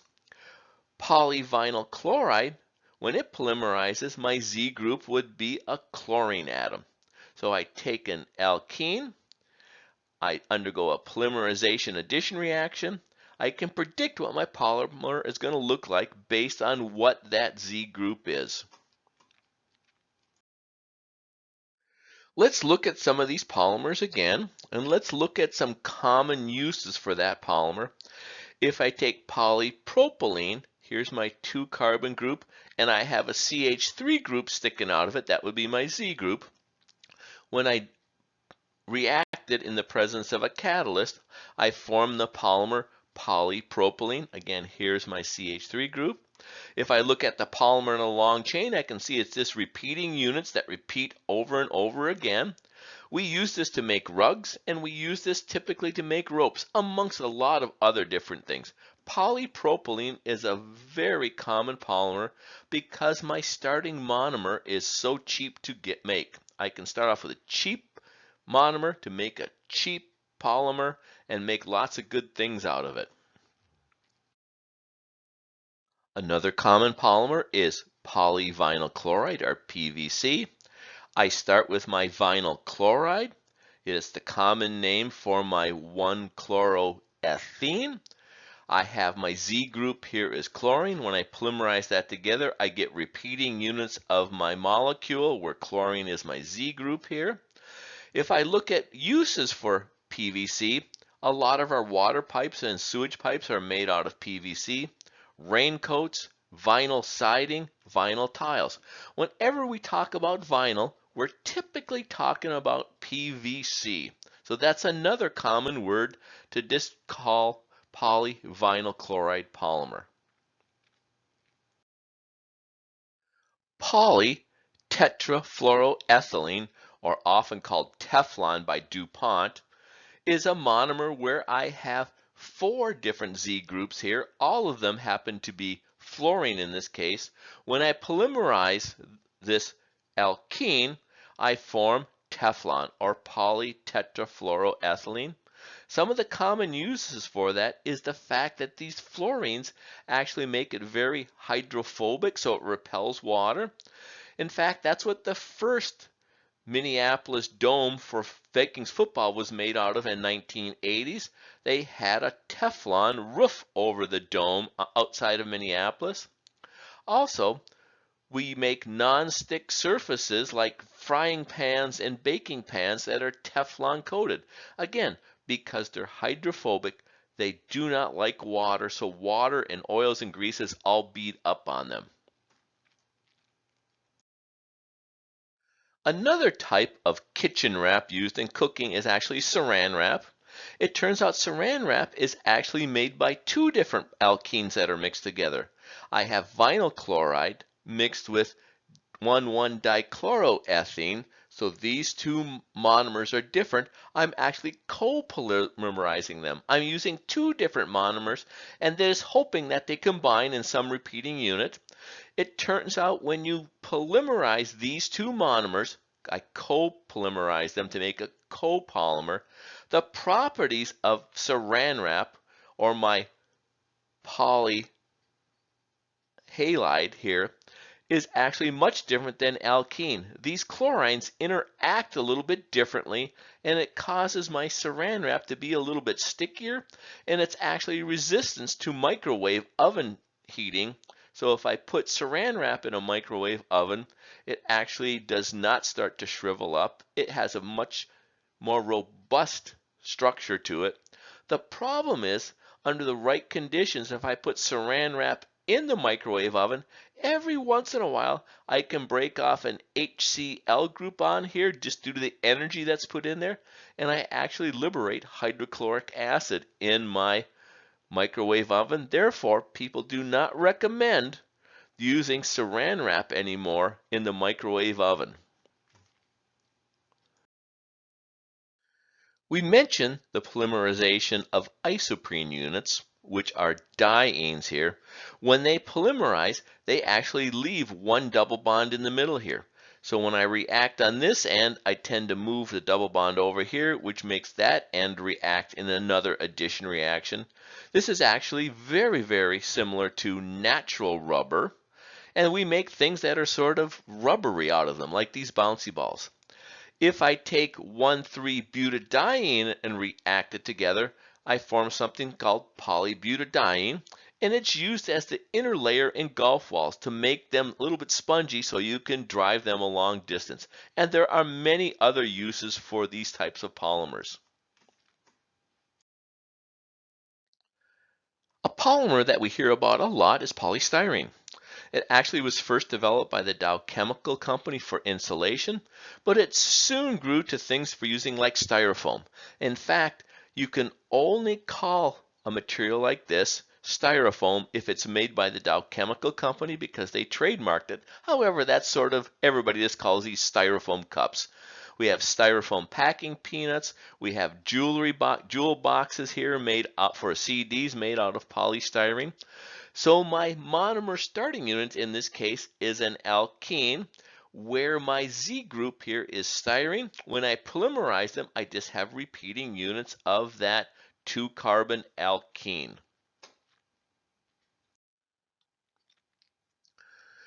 We used to make rubber tires out of naturally occurring isoprene molecules from the rubber tree. But once we discovered how to do polymerization reactions, we started tweaking that polymerization, those monomers a little bit. In this case, I use 2 different butadienes here, one that has a aromatic ring on it, a styrene here, and one that is butadiene, and I co-polymerize those together.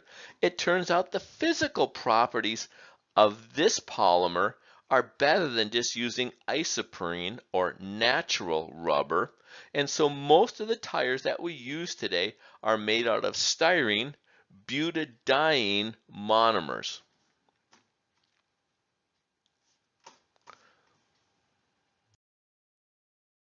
In some cases, the physical properties of my addition reaction of alkene monomers does not give me the right properties that I want for the application that I want that polymer for. So if we modify the Z group that's sticking off my alkene, we can change the properties of the resulting polymer. So for example, if I have here an alkene polymer here, and every once in a while I form a cross-link or a new bond between different polymer units, I can change the physical properties here. We call these polymers thermoset polymers because once they're made, I can no longer melt them because they're bound too closely together by all these cross-links that are between the polymer chains. So we put additives in there to create these chemical reactions, to create these cross-links between polymer chains. These are thermoset polymers. One of the great things about plastics and polymers is that they last a long time. In other words, they are hard to destroy. However, that's also one of the problems with plastics. What do we do with our unwanted or our used plastics? If I look out in the ocean, one example that has gained a lot of press recently are these large areas of plastics just floating out in the ocean. In fact, there are square mile areas up near Alaska where they have just plastic cans, bottles, fishing lines, strings, plastics of all kinds that are just form these large islands. Also, we find plastics in our waterways, our streams and our lakes, because they're so robust they don't decompose. So what do we do with these plastics? Well, one is we can throw them in the landfill, and that is still the major way of getting rid of unwanted or used plastics. We can use them as fuel. However, when we use them as fuel, during a combustion reaction, we generate CO2 and water again, so we're burning things. Biodegradation, we actually tailor that polymer so that they can biodegrade, or we create these microbes that like to eat plastic. Or the big one that has been sort of the prominent way of getting rid of or reusing our plastics is to recycle them. That started back in the 1970s, where we were asked to recycle all our plastics, and that is a big way of reusing plastics because, again, because plastics are so stable in the environment. If we look at our current landfills here in the United States, about 11% of all this solid waste by weight is actually plastic, and about 20% by volume. So more than half of all the solid waste ends up in landfills. And again, landfills are hard to build a new landfill because nobody wants them near them because they smell. They have lots of this garbage blowing around in the air. They tend to attract seagulls. So are there other ways we can get rid of plastics that are different or better? When we dispose of plastics in a landfill, that actually costs money. When we burn plastics, incinerate them, we actually get some value out of that. So it's a preferred methodology. However, there are issues. So when I take my truck of plastic and I dump it into an incinerator, I literally burn that plastic. That heat or energy that is evolved during the combustion process is used to heat up steam, which turns a steam turbine, which produces electricity. But I need to separate my plastics because all plastics are different. For example, polyvinyl chloride, it contains a chlorine atom as my Z group.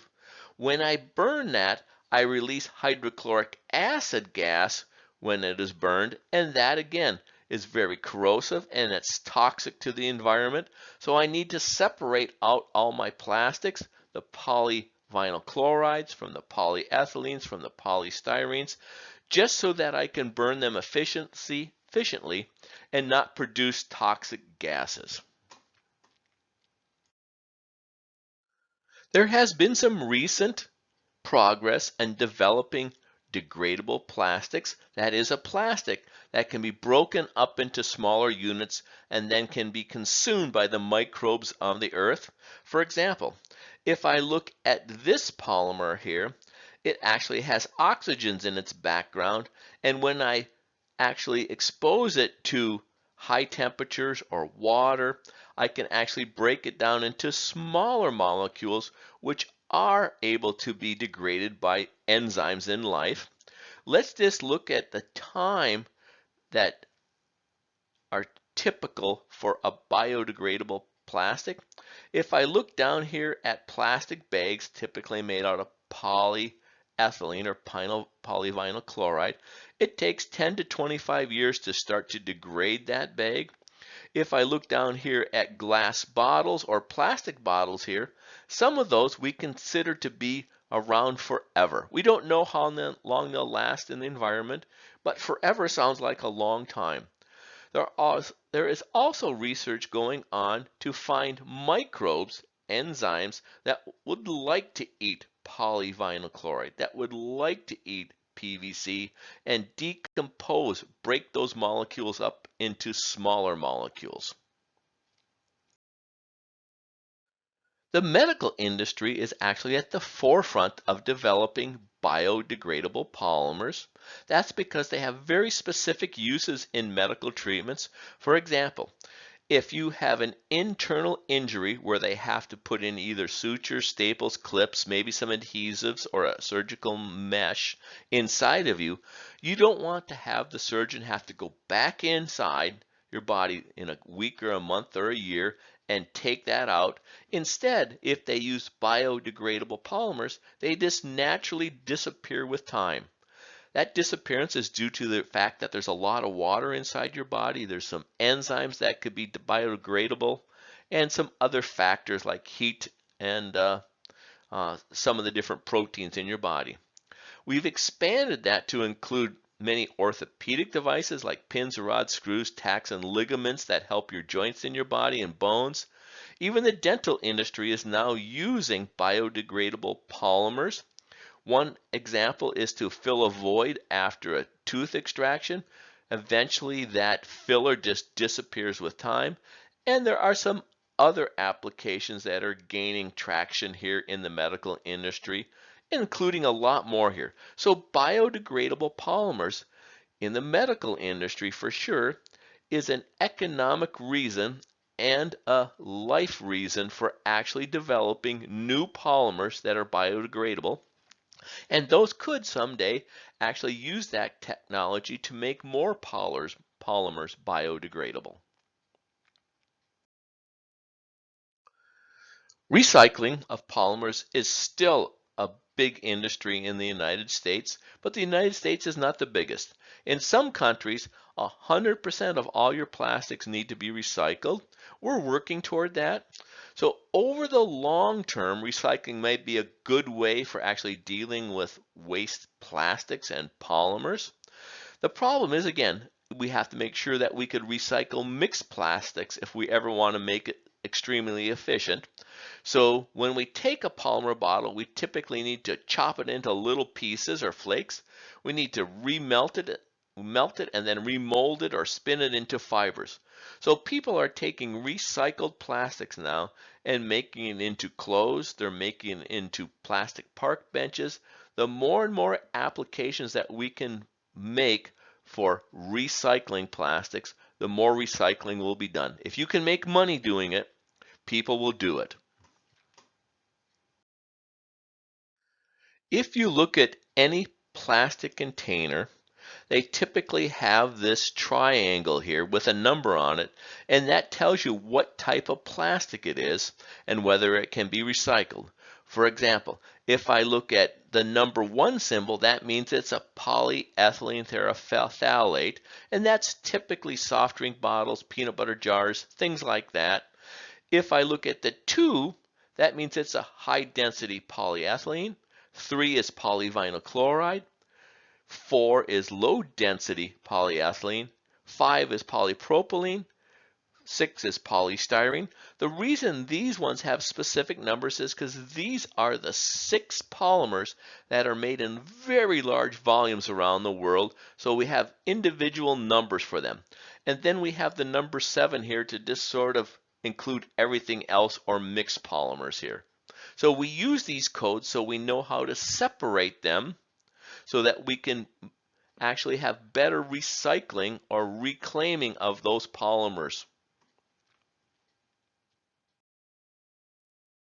Let's now move on and talk about another unsaturated hydrocarbon, and that would be the alkynes.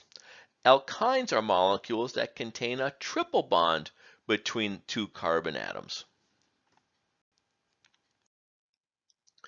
If we look at ethanes, we call those saturated hydrocarbons.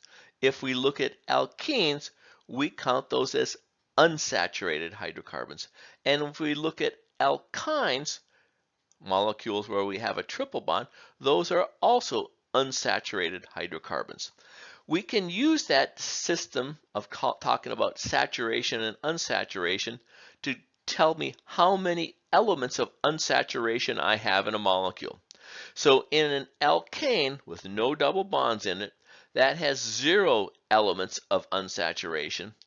An alkene with a double bond, that has 1 element of unsaturation.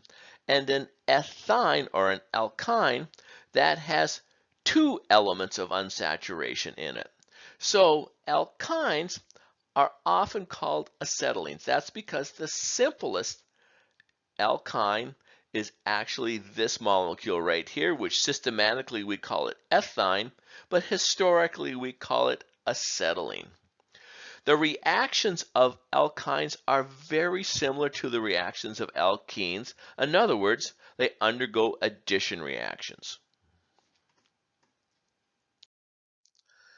Alkynes are linear molecules where the bond angles between three different atoms here, including one of the carbon atoms of the alkyne, is 180 degrees. So it's a linear molecule.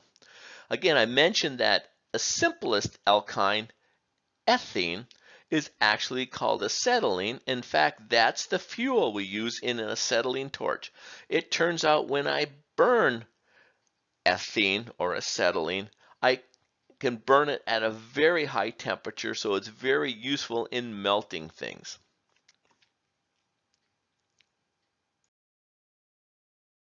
Can we use our models for geometry to actually predict the geometry of an alkyne? If I use valence shell electron pair repulsion theory here, I want to keep this electron cloud of my triple bond as far away as possible from my hydrogen atom here. To do that, I need to have a linear molecule here, in other words, 180 degrees. If I look at atomic quantum theory here, again, we have issues with atomic theory because my electrons fill up both an s shell and partially fill up a 2p shell, and the mathematical description of those orbitals is a sphere and these two dumbbell orbitals. I need to fix them. I need to fix the mathematics, and we're going to do that by hybridization. In the case of an alkyne, I take my 2s orbital for carbon, and I take one of the p orbitals from carbon. In this case, I'm just going to pick the px one. I mathematically mix those orbitals together to form two new orbitals. Those two new orbitals are called sp hybridized molecular orbitals because they came from an s and a p. I mix them together. I get one sp orbital and I get a second sp orbital. I have not hybridized two of the orbitals. So the hybridized orbitals are used for covalent bonds that are sigma bonds, and the unhybridized orbitals are used for covalent pi bonds. And we'll see that in the next slide here. So I take an s and a p orbital, I hybridize them to form two new sp orbitals. Again, remembering that in quantum mechanics, what this shape tells us that this is the highest probability of finding an electron is somewhere in this orbital or somewhere in this orbital here. That's what quantum mechanics tells us. It's a probability equation here.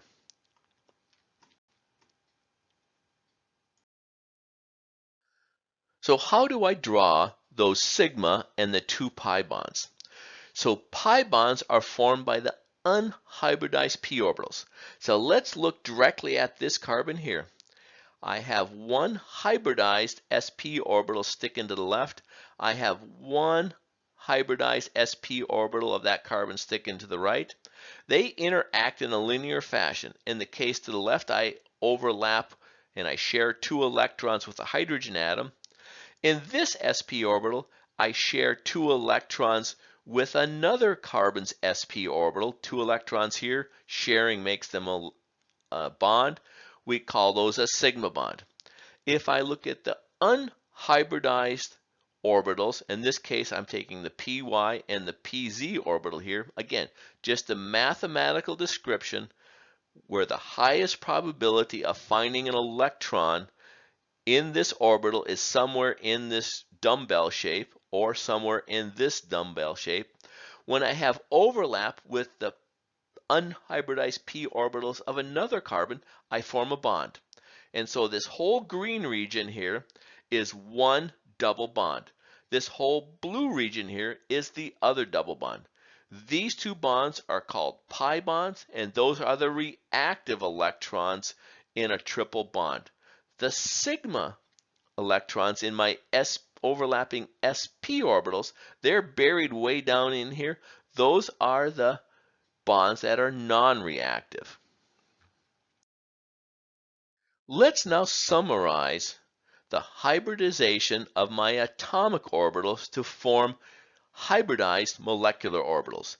In the case of alkanes or single bonds, I take the 2s, I mathematically add it to a px, to a py, to a pz. I come up with 4 new orbitals. Each of them is an sp3 orbital. So all sigma bonds in alkanes are considered sp3 orbitals. In an alkene, I take the 2s orbital, I mix it with just 2 of the p orbitals, the px and the py, or the pz, and I leave 1 orbital unhybridized. In this case, it's the one that's vertical. So my sigma bonds are made out of the hybridized orbital, and the pi bonds are made out of my unhybridized orbital. If I look at the hybridization in an alkyne, I take my 2s orbital, I react it with 1 of the p orbitals to form 2 new sp orbitals. Those are the ones that will form sigma bonds with other atoms. The 2 unhybridized orbitals, those are the ones that are going to form pi bonds, or my second and third bond for my carbon atom. In all cases, I have to have 4 bonds to carbon. In the case of alkanes, I have 3 single bonds. In the case of alkenes, I have 3 single bonds and 1 double bond. In the case of alkynes, I have 2 single bonds and 2 pi bonds. And so putting those together, I have 4 bonds in each of these cases. Let's now look at naming alkynes. It turns out that I used the Iupac system again, just like we did for alkanes and alkenes. But for alkynes, we also use the common system a lot when we name alkynes. And let's look at both those systems, the common and the Iupac system. So the Iupac system for naming alkynes is just about identical to alkenes, but in this case, instead of adding the ending ene, I add the ending yne, which means "-ine" here.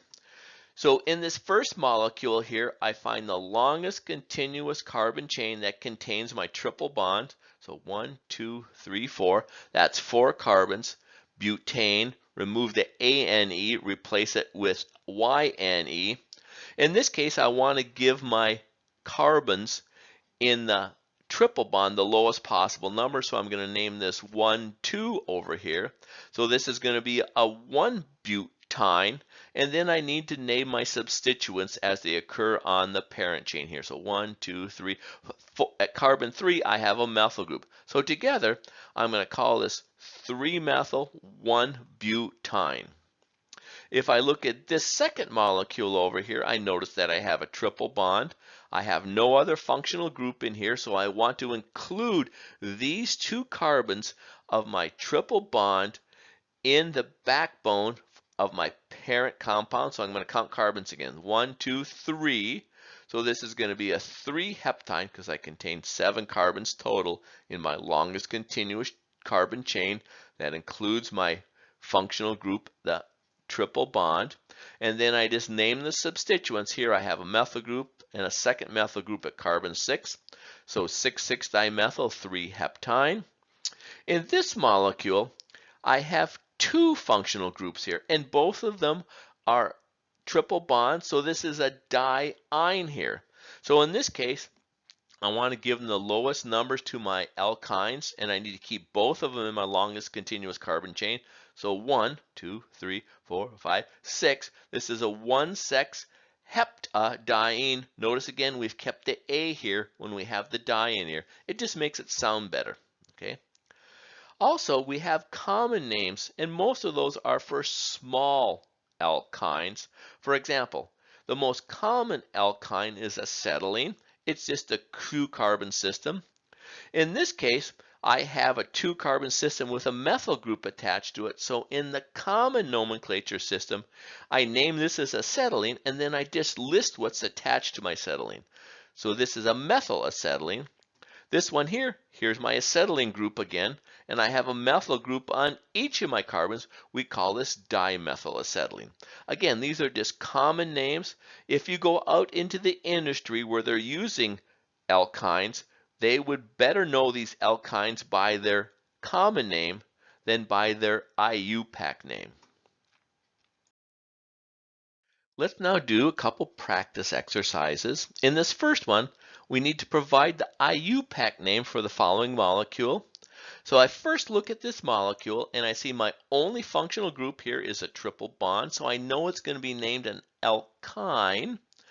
I look to number those carbons in the longest continuous carbon chain that contains my triple bond. So 1, 2, 3, 4, 5, 6. This is going to be a hexyne.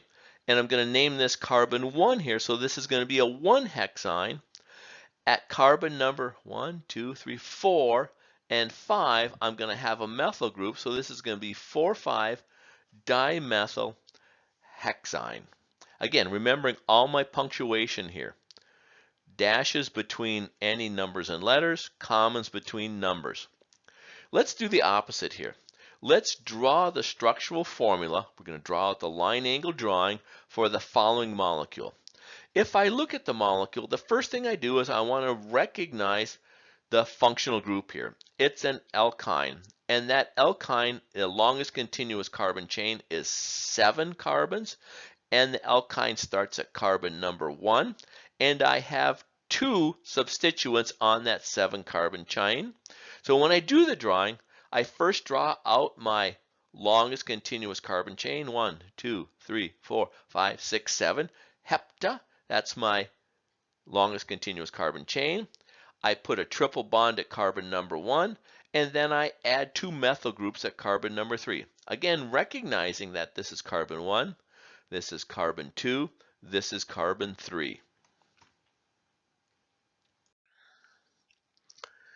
Let's look at some examples of alkynes that are very common. The first one here is acetylene, which would be ethyne. Here I have ethyl methyl acetylene. I'm using the common nomenclature system here. Here I have my acetylene group, and here's a methyl group. And here's a group where I have 2 isopropyl groups on both sides, so this is a diisopropyl acetylene. If we look at the chemical reactions of alkynes or acetylenes, there is one group of acetylenes that are more reactive than other groups. That's when I have a terminal hydrogen on my triple bond. In other words, I have a terminal alkyne.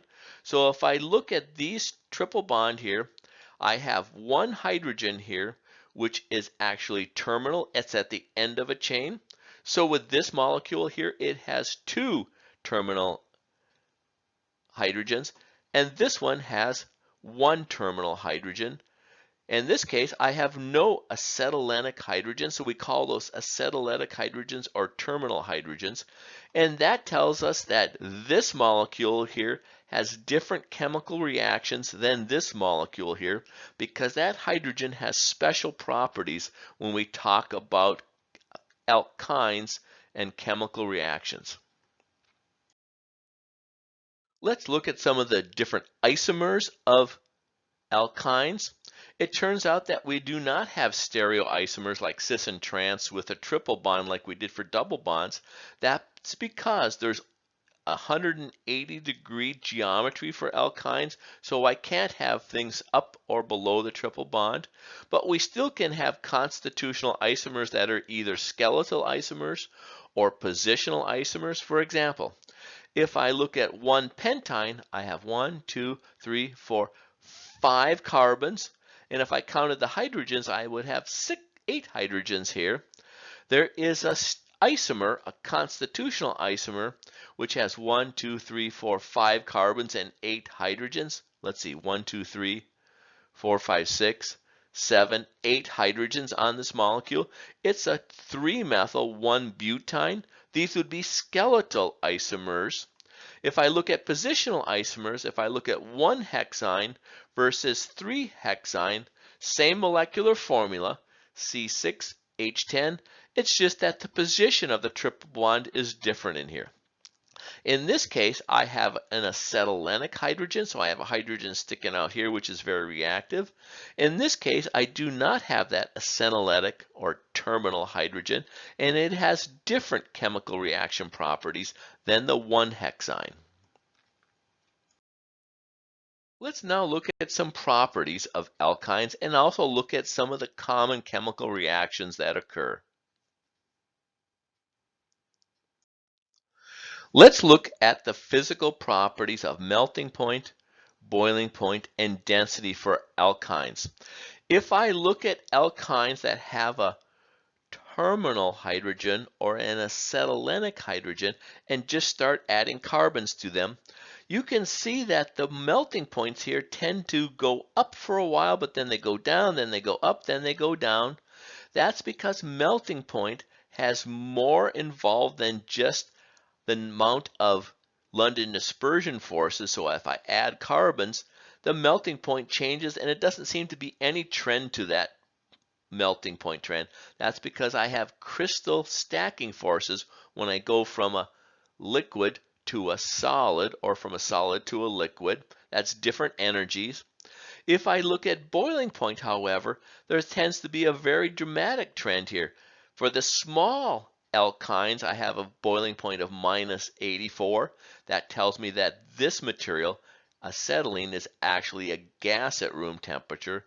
As I increase the number of carbons attached to my acetylene group here, my boiling point tends to increase very systematically. In other words, it's London dispersion forces that are actually the force that is causing my boiling point to rise. As I have more and more London dispersion forces between molecules, I need more energy to actually break up those forces. In other words, to go from a liquid to a gas.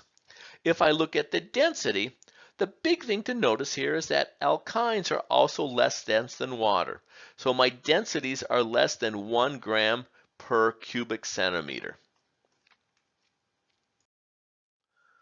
So acetylene, the 2-carbon version of an alkyne, or ethyne, is actually the most commercially relevant alkyne. It is typically used in welding torches because when I burn acetylene, the flames actually reach temperatures of 2800 degrees or greater, and I can actually melt metal.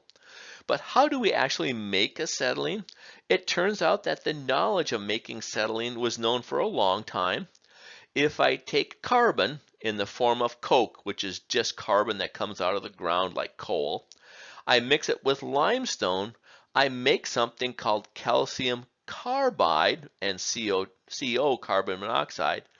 That calcium carbide, when it's mixed with water, will actually undergo a reaction to form acetylene. Okay, so I have 2 carbons here. I form a triple bond.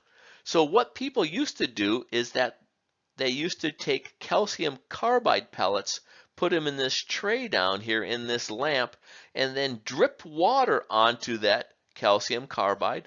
So I take calcium carbide plus water. I make acetylene, which is a gas. That gas comes to the top here, and I actually light that on fire to form a lamp. So coal miners actually used to use this instead of candles when they're down in a deep mine shaft for mining coal or copper or iron out of a deep mine. So this has actually used, one of its very first applications was for lamps. In fact, early automobiles used to have acetylene-based lamps, and they made that acetylene, again, by dripping water onto calcium carbide to make acetylene, which then they would burn. Alkynes undergo addition reactions similar to that of alkenes. In this case, if I take an alkyne, like propine here, and I submit it to reagents of hydrogen gas in the presence of nickel catalyst and also high temperature and high pressure, I can undergo an addition reaction, a hydrogenation reaction, where I add a hydrogen to this carbon and add a hydrogen to that carbon to form an alkene. We know that alkenes also readily undergo hydrogenation reactions, so I can add a hydrogen to this carbon and a hydrogen to this carbon in the presence of hydrogen gas and a catalyst to form an alkane. So I've taken an unsaturated hydrocarbon with two elements of unsaturation, created an alkene with one element of unsaturation, and then hydrogenated it to form an alkane with 0 elements of unsaturation. I've done a hydrogenation reaction. If I have an asymmetric addition reagent like HQ, where Q stands for chlorine or water or bromine, I again would follow Markovnikov's rule. I would add the hydrogen to the least substituted carbon. So this is a primary carbon, this is a secondary carbon. My hydrogen adds to my least substituted. My Q in this case adds to my most substituted.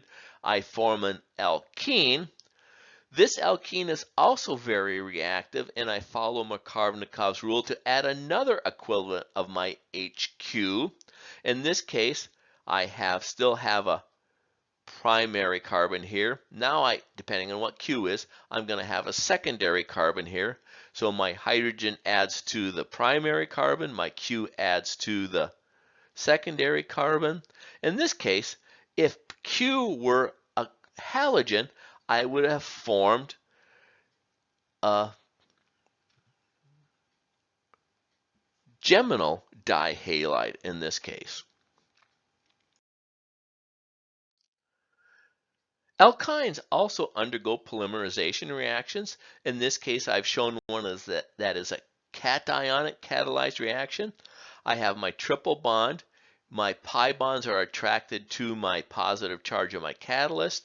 In that case, I take one of the double bonds, one of the pi bonds, to leave me with a cation that still has the double bond. I have electrons in another equivalent of my monomer alkyne that are attracted to my plus charge now, and I start building my polymer chain.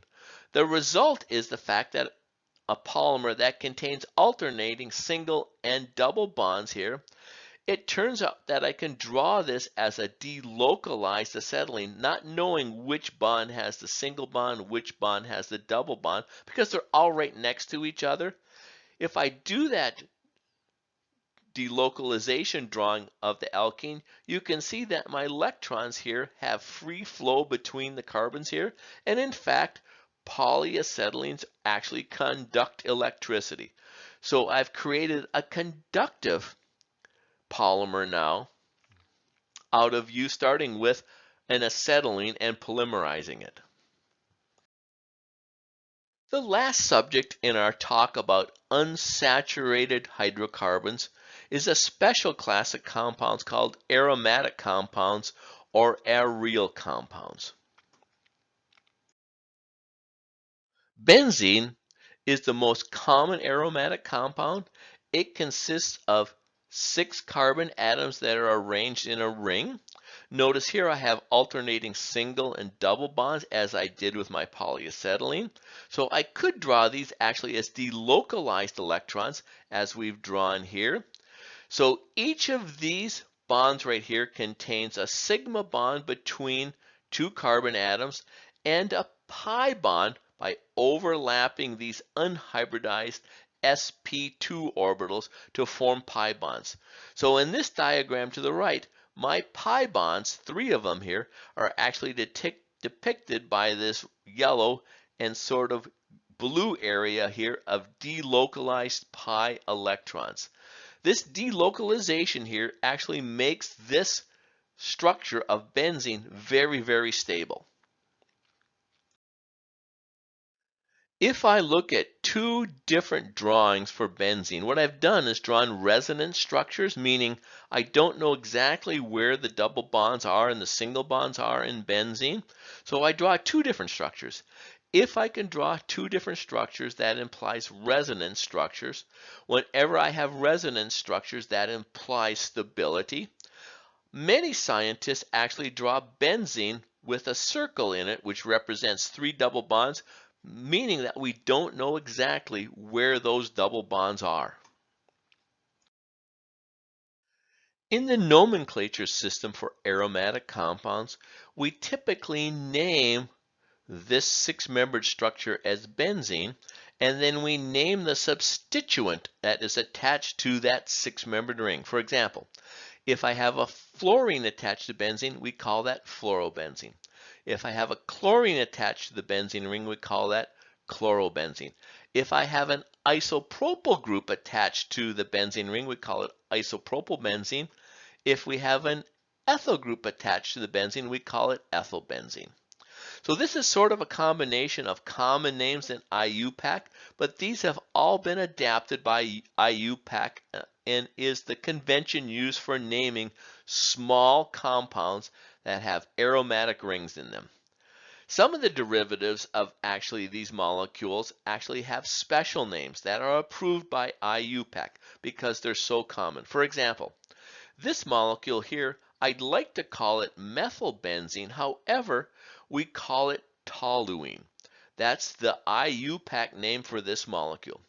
If I look at this molecule, I would like to call it ethylene benzene or vinyl benzene, but instead Iupac has actually adopted the name styrene because we make polymers out of it. This would make, if it were polymerized for addition reaction, this would make polystyrene.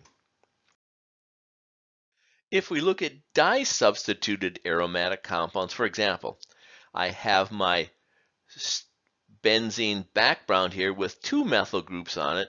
I could name this as 1,2-dimethylbenzene. So 1,2-dimethylbenzene. However, there is also a common name that has been adopted by the Iupac committee, where it says if I have 2 groups and they're in the 1,2 relationship, we call that ortho-substituted. In this case, this whole molecule is called xylene, and I've given the prefix ortho to identify it as the 1,2 substituted xylene. If I look at this molecule, Iupac would say I can name that as 1,3-dimethylbenzene, but it also say that I could name it as metaxylene. So meta means they're 1,3 relationship of my substituents. And finally, if I have the 1,4 relationship of my substituents, I could call this paraxylene. So para means 1,4 relationship. Or I could use the systematic method and call it 1,4-dimethylbenzene. The reason we have adopted the use of xylene and alpha ortho-meta-para is, again, because these molecules are so common and they're used all the time.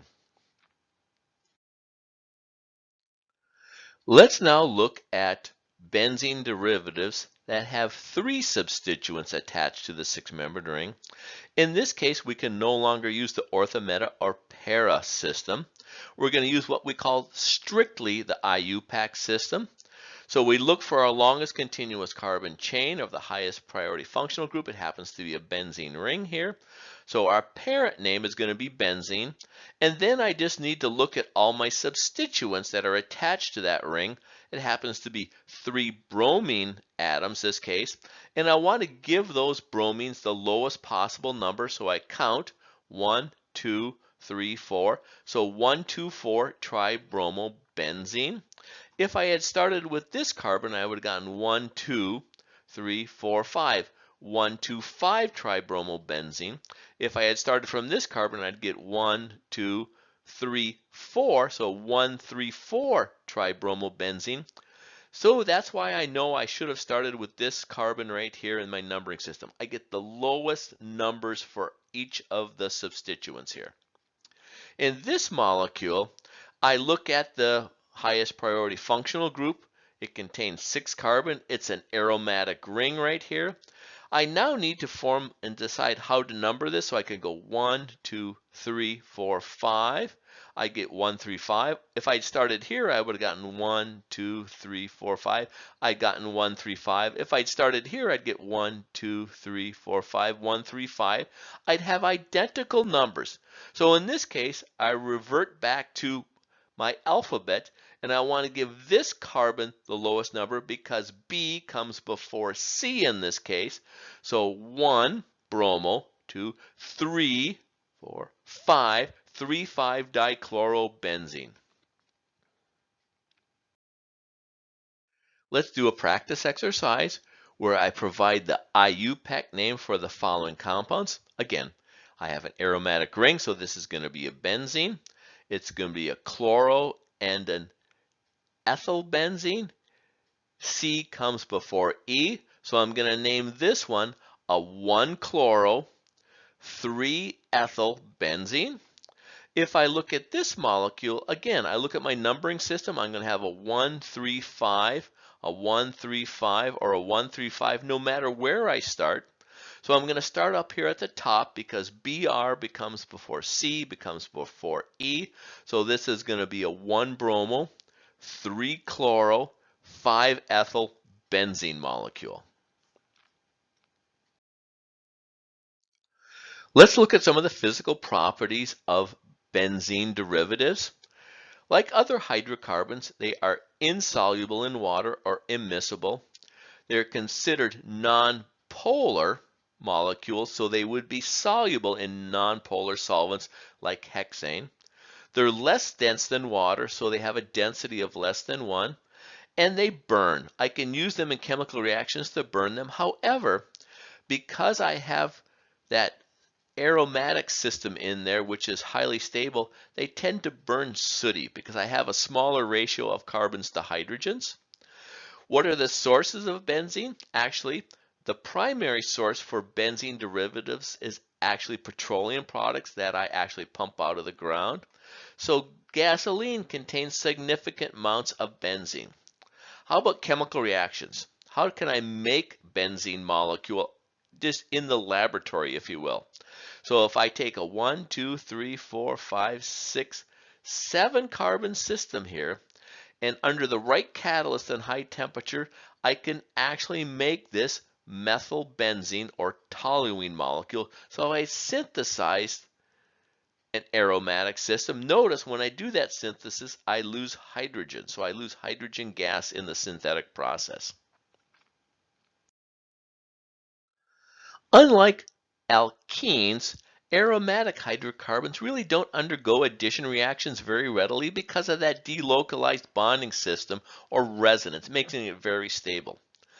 Benzene does, however, undergo substitution reactions, where I take one of the hydrogens on a benzene ring and substitute either a chlorine or a bromine. But notice here, I have this special reagent here that is a Lewis acid. I need that Lewis acid as a catalyst to actually make that reaction go. So in this case, if I take my aromatic ring in the presence of R chlorine, R just stands from some alkyl group, some carbon-containing group, in the presence of a Lewis acid, I can substitute one of the hydrogens with an R group here. If I want to do a halogenation reaction, I can take my aromatic system, which is very stable, in the presence of bromine, react it with my Lewis acid, which is now FBr3, and I can substitute one of the hydrogens with a bromine here. If I use chlorine, I'd substitute a chlorine atom for one of the hydrogens. So I have some chemical reactions that I can systematically use to create new compounds. There are other aromatic compounds that are found in nature. One of them is a 2-ring system that are fused together.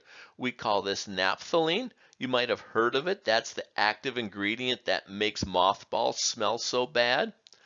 Anthracene is another aromatic compound. It contains 3 rings, and phenanthracene is an aromatic compound that contains 3 aromatic rings, but they're oriented a little bit different. Notice they also have Iupac names here, which we won't discuss in this class right now, but recognizes that there is a systematic way of naming all organic compounds. If we were to look for these molecules on Earth that occur naturally, we would find them. However, the best place to look for these fused ring aromatic hydrocarbons is out in space. In fact, scientists have predicted that 20% of all the carbon in the universe may be these fused ring aromatic compounds. And these were created when new stars are formed or exoplanets are formed during the Big Bang. That ends our discussion on unsaturated hydrocarbons. We're now going to go on to talk about organic molecules that contain oxygen, and we're going to start off by looking at alcohols, phenols, and ethers.